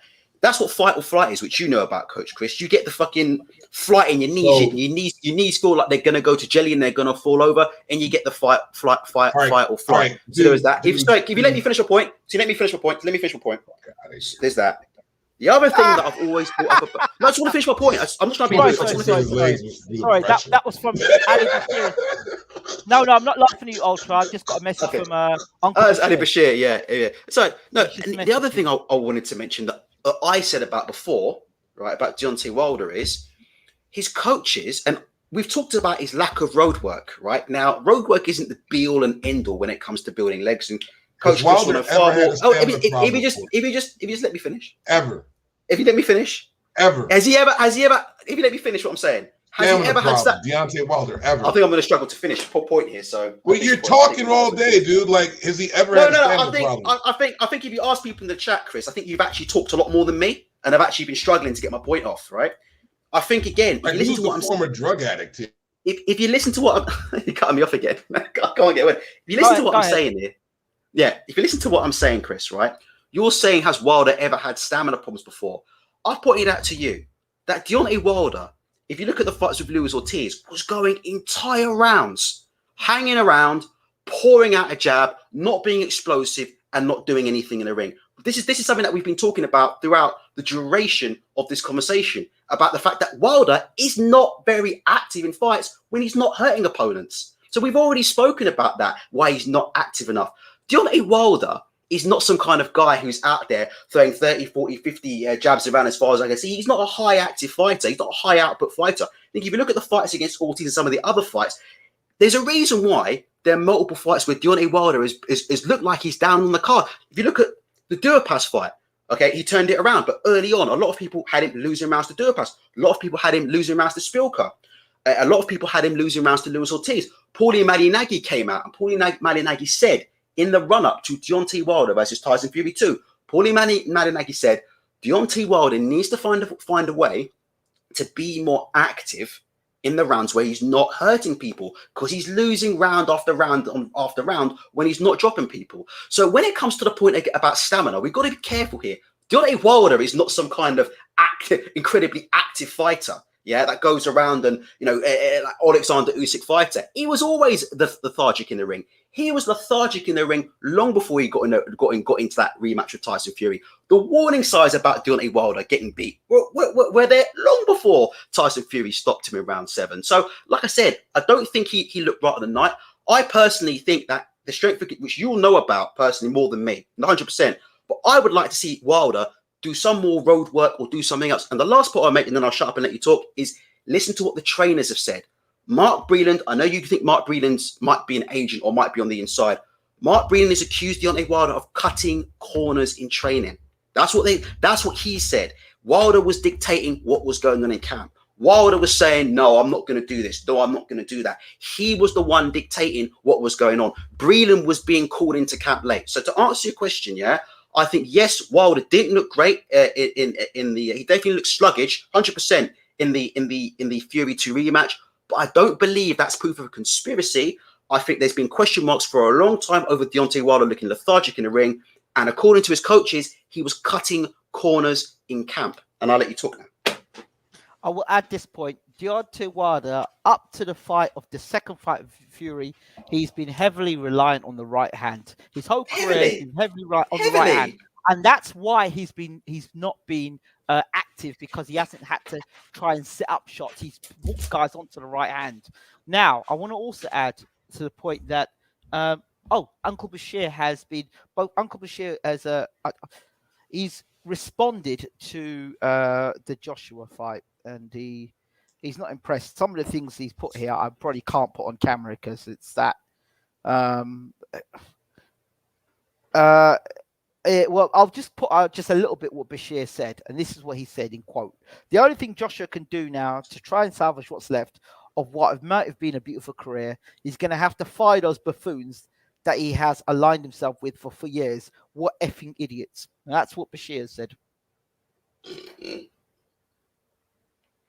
That's coming straight from Uncle Bashir. I do want to close the show off, but I want to get it back on track for Usyk and Joshua. That's what we're here to talk about. I really did not want to talk about Wilder. Sorry, I apologize. I was the one who sort of dragged that. Because I knew it was going to come down this road. I really want to talk about it, so I'm going to bring it back on track, because we're here to celebrate the win for Alexander Usyk, and let's bring it back onto that. I don't want to hear no more about Wilder and Fury, at least until next week, when the fight, or when we're in October. So let's talk a bit more about this fight. Alexander Usyk, his win now. What happens for the champion? Because it seems that Joshua's got a broken eye socket. Is Usyk going to hang around for Joshua's eye socket, or is he going to box someone else? And who would he box? Yeah, I'll let Coach Chris go. I'll let Coach Chris go first. That's fine. Okay, Coach Chris.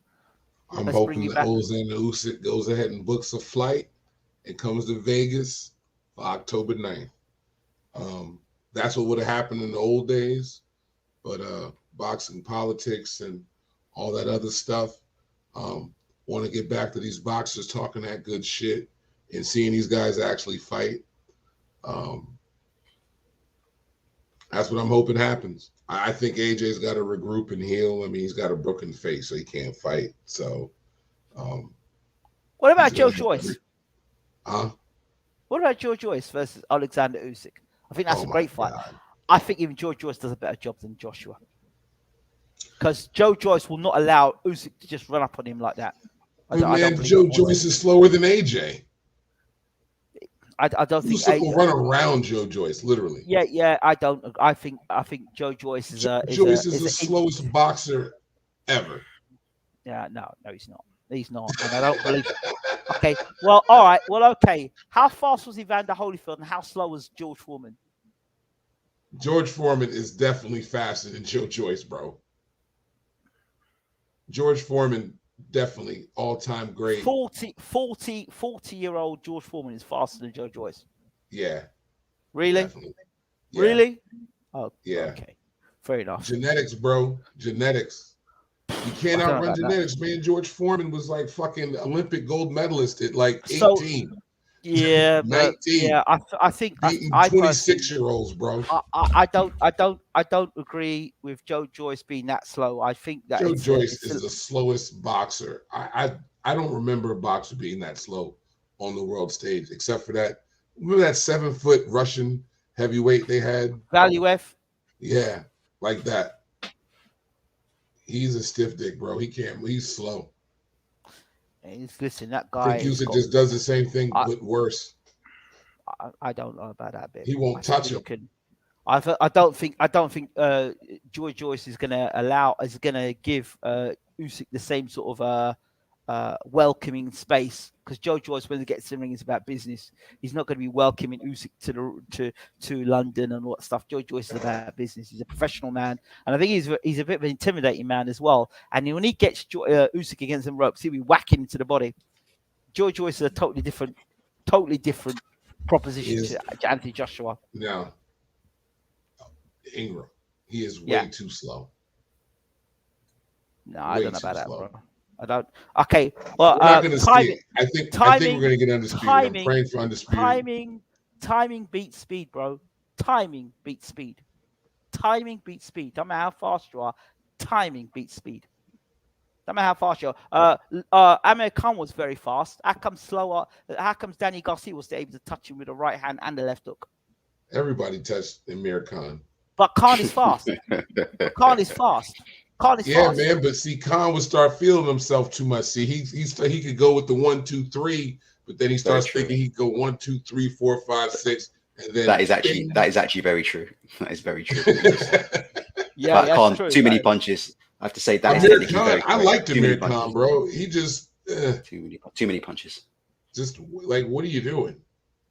I think Joyce has got a better jab than Joshua. I think Joyce is a more intimidating fighter than Anthony Joshua. Anthony looks the part, but I think Joyce is the part. There's a difference. And you look at What's Joe Joyce's Joyce, the WBA mandatory? look at Joe Joyce's resume. You name me another person in boxing who's got a resume like Joe Joyce in terms of the first 50 or 13 or 14 fights he's had in his career. Look at the guys he's fought at heavyweight. Look at the guys he's fought at heavyweight. Look at the guys Joe Joyce has fought at heavyweight. His resume is pretty decent. Dubois, Jennings, who else did he fight? He fought the guy that dropped FA at Jagba. Huh? Stavern. I mean, Joyce has got a good resume. It's that he still fought him. Man, after the second Wilder, Okay. after the second Wilder fight, wait. Coach, let me ask you one question. Who was Deontay Wilder fighting his first 15 fights? Exactly. That's it. You won't even go back and look at that. Okay, I'll give you that. Joe Joyce's first 15 fights, his competition is definitely better than pretty much every other heavyweight's first 15. So you and he's slow ass. Come on, bro. No boxing. I mean, he's taking on these guys, Bro, okay. Brian Jennings. Name me one They're heavyweight. good fighters. They're all right. Bro, name me one fighter in the top 5 who's got a better resume for the first 13 to 14 fights than Joe Joyce. Name him. I thought as much. So you can't when you talk about Joe Joyce, he's been fast tracked, and he is. Isn't he 33? Okay. And so, like, how old was he as an amateur? I don't know. I think he fought in the amateurs late though. Like you can't count him being 28 and fighting in the amateurs. And look at the guys he's fought as well. Versus like George Foreman at like 17 in the amateurs. He beat Hrgovic. He beat Hrgovic in the amateurs, right? Well, Usyk lost to freaking Sean Porter in the amateurs. Like, it's amateurs. Okay. So in the pros, where's Joe Joyce has got it wrong? Man, I see him as far too slow, far too unexplosive to compete with. Unexplosive. Yeah. How many guys is Joe Joyce? How many guys have gone the points with Joe Joyce? Say again. How many guys have gone the distance with Joe Joyce? Yeah, I mean, that's but that's these UK European guys. Like, he gets in the ring with like Wilder. Wilder's the only heavyweight I think that will give Joyce problems because he is naturally faster. I think a good fight for Joe Joyce would be Charles Martin. Or the winner of the Kalinaki Helenius fight. I think Joe Joyce could beat the Trevor Bryant right now. Trevor Bryant? Yeah, I think he'd beat him now. I mean, but that's another younger guy. Like, fight one of these veteran heavyweight guys and like beat one of them. Who? Like Charles Martin, Andy Ruiz. Wait. Luis Ortiz. Like, fight somebody that's like right now that's beat one of them, and that's going to really prove that you deserve a shot at the title. Not really. It's the same thing like with Dillian White. Like, beat somebody that can really beat a real challenger. Bro. You can fight for the title. Oh my God, Daniel Dubois was the guy who was the next coming. He was the next big thing. He beat Daniel Dubois. That was all European fast track stuff. Daniel Dubois obviously shown that he shouldn't have been there yet. Yeah, it's all right to say after the point, but I said to you that Joe Joyce will beat him. I picked Dubois in that fight, but I didn't know that he didn't know how to fucking box. He got jabbed to death. Yeah, I told you. He ate 1,000 jabs to the eye. Wait. Say that again. He got what to death? He didn't move his Jab. fucking head. He didn't even try to not get jabbed. So you'll admit that Joyce has got a decent left jab on him, right? Man, my grandmother would have jabbed him to death that night. Are you serious? He didn't even move his head one time. He was walking into the jab the whole fight. Not bad for a slow guy, right? Who does that? This guy, he acted like he couldn't get hurt in the fight. Wow. Daniel Dubois looked absolutely ridiculous in that fight, bro. He didn't parry a jab. He didn't move his head to the side once. I don't know. He literally, it was like a Rocky movie, bro. Okay, and so and tell me, who's Charles Martin beat? Yeah, I thought as much. Look, none of these guys have fought anybody, so none of these guys have the best resume. They all need to fight each other. Wait, stop. Who's Lewis Ortiz fought? Look, outside of Wilder and Fury, no one has that good of a resume. Because Wilder and Fury at least have fought each other a couple times. Joe Joyce has got a decent resume, I think. He's got in heavyweight, none of these guys have that good of a resume, except for Wilder and Fury and Ortiz, because he fought Wilder twice. But like, look at it honestly. Like, these guys need to mix it up and fight each other. We could have a really good era of heavyweight boxing, but nobody wants to fucking fight each other. Why hasn't Ruiz and Dillian White fought yet? Why hasn't Ortiz and Dillian White fought yet? Like, these are fights that we should be getting, and we're not getting them because we're so busy arguing over who would win the fight. Why hasn't Charles Martin fought Andy Ruiz? Because they've probably got plans for Andy Ruiz. It's ridiculous. Boxing is losing a war, and it's terrible. The sport looks ridiculous. We can't get the fights that we're supposed to get in any division. Boxing goes the way the heavyweight division goes. The heavyweight division is so full of politics and bullshit. We can't get any fights. And now we can't get any fights in any fucking division. We got Evander Holyfield fucking fighting because we can't get any real fucking fights. We got all these freaking boxers and nobody wants to fight. Everyone's circle jerking around each other and looking at each other saying who's got this and who's got that. And nobody's getting in the fucking ring in any division. At least Wilder is trying to make these fucking fights. You know what I'm saying? Mm-hmm. Like, why hasn't Joe Joyce fought? Well, I think these fights should be happening. I think you've got to give Fury credit for actually fighting Wilder as well. I am. I said he's got to. I just said, aside from Wilder and Fury, yeah, these guys' resume, like and Ortiz has fought Wilder twice. Uh-huh. Do you guys mind if I just jump in before I dash off, because it's literally 4 in the morning UK time? Yeah. I was wrong about the Anthony Joshua jab stats. Someone's just sent me the CompuBox stats for tonight's fight, and I've just compared them with the CompuBox stats from the Kubrat Pulev fight.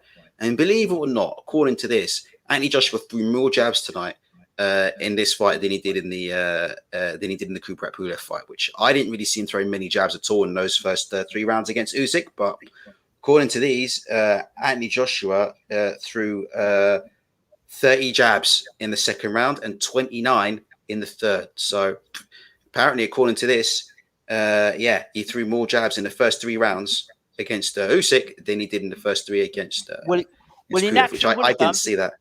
Well, he naturally would have done, because Usyk's a faster fighter, so you're having to pop the jab more to keep the guy stable. So I think you would have popped the jab more. So I need to maybe go. So I was wrong about that. Anyway, I'm going to duck out. I'll let you guys close out. Thank you very much for having me on the show.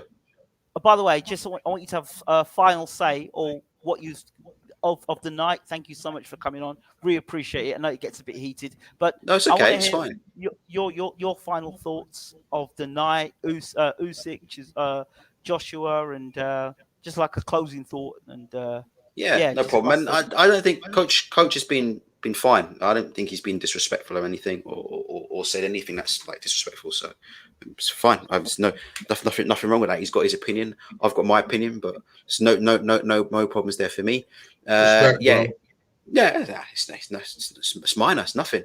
Let me just say, really, I don't really think there's anything I can say really without sort of repeating myself. Really, I don't think Anthony Joshua's finished though. I think he's got a very good chance to beat Usyk in a rematch. Obviously, Usyk nearly stopped him in this fight, so you know, it is what it is. But I would say, look, you know, he looked terrible against Andy Ruiz, got beaten to a standstill.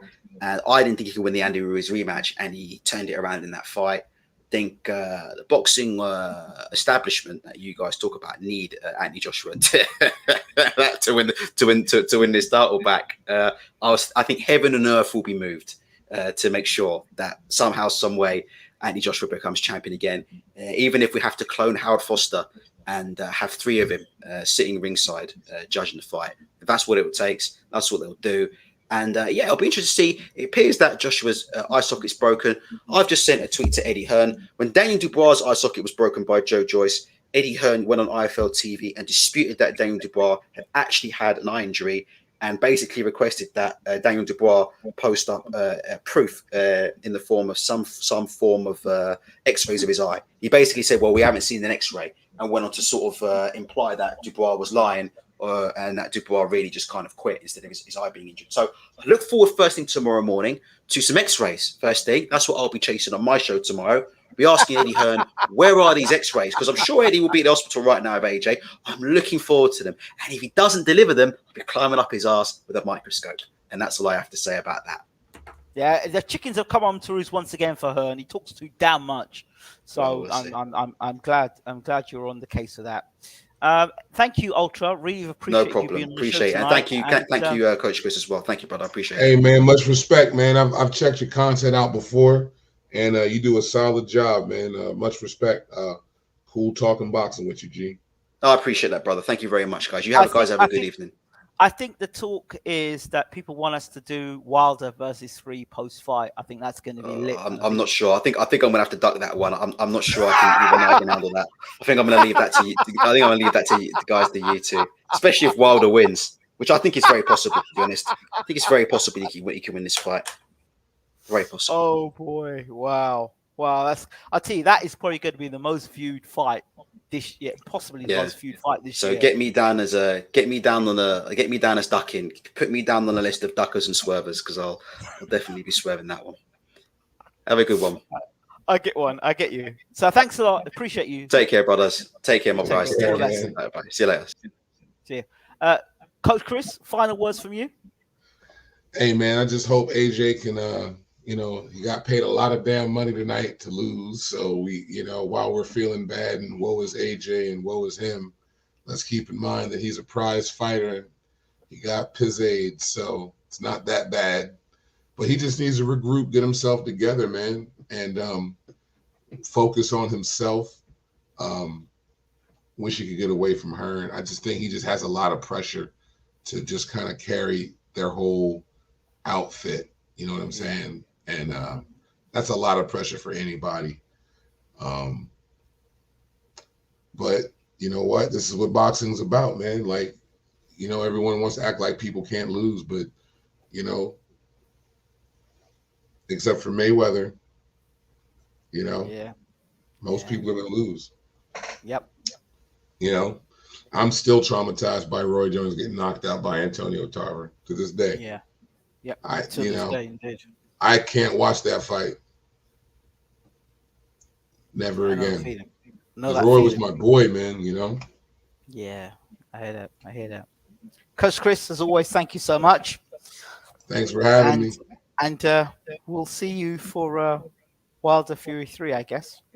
I'm gonna probably have to do that one on my phone, and I might be entertaining that night. So I'm gonna definitely have had some beverages in me, but I'll be available if you need. Just let me know, brother. Okay, right. Thank you so much, Coach Chris. Much appreciated. Thank you as always for having me on your show. Shout out to the chat. Appreciate all of y'all, and everyone have a good, safe evening. Take care, Coach Chris. Take care. So, guys, thank you for tuning in. Really appreciate it. But it doesn't stop here at BWTM Sports. First and foremost, we'll be getting James Elibashir back in the house tomorrow to break down on our Sunday service special with James Elibashir, and we may even get Stacey McKinley in the room as well, the former trainer of Alexander Usyk, James Elibashir. So, closing notes, I just want you to, if you haven't already downloaded the BWTM app and you've got an Android phone, check this out.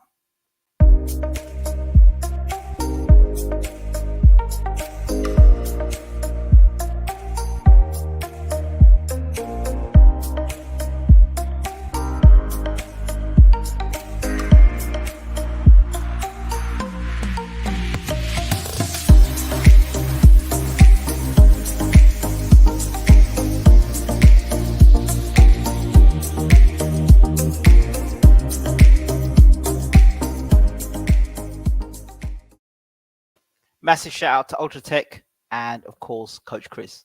Take care. Have a good night. Don't forget to rate, subscribe, and leave your comments. And smash the like button, people. Smash the like button.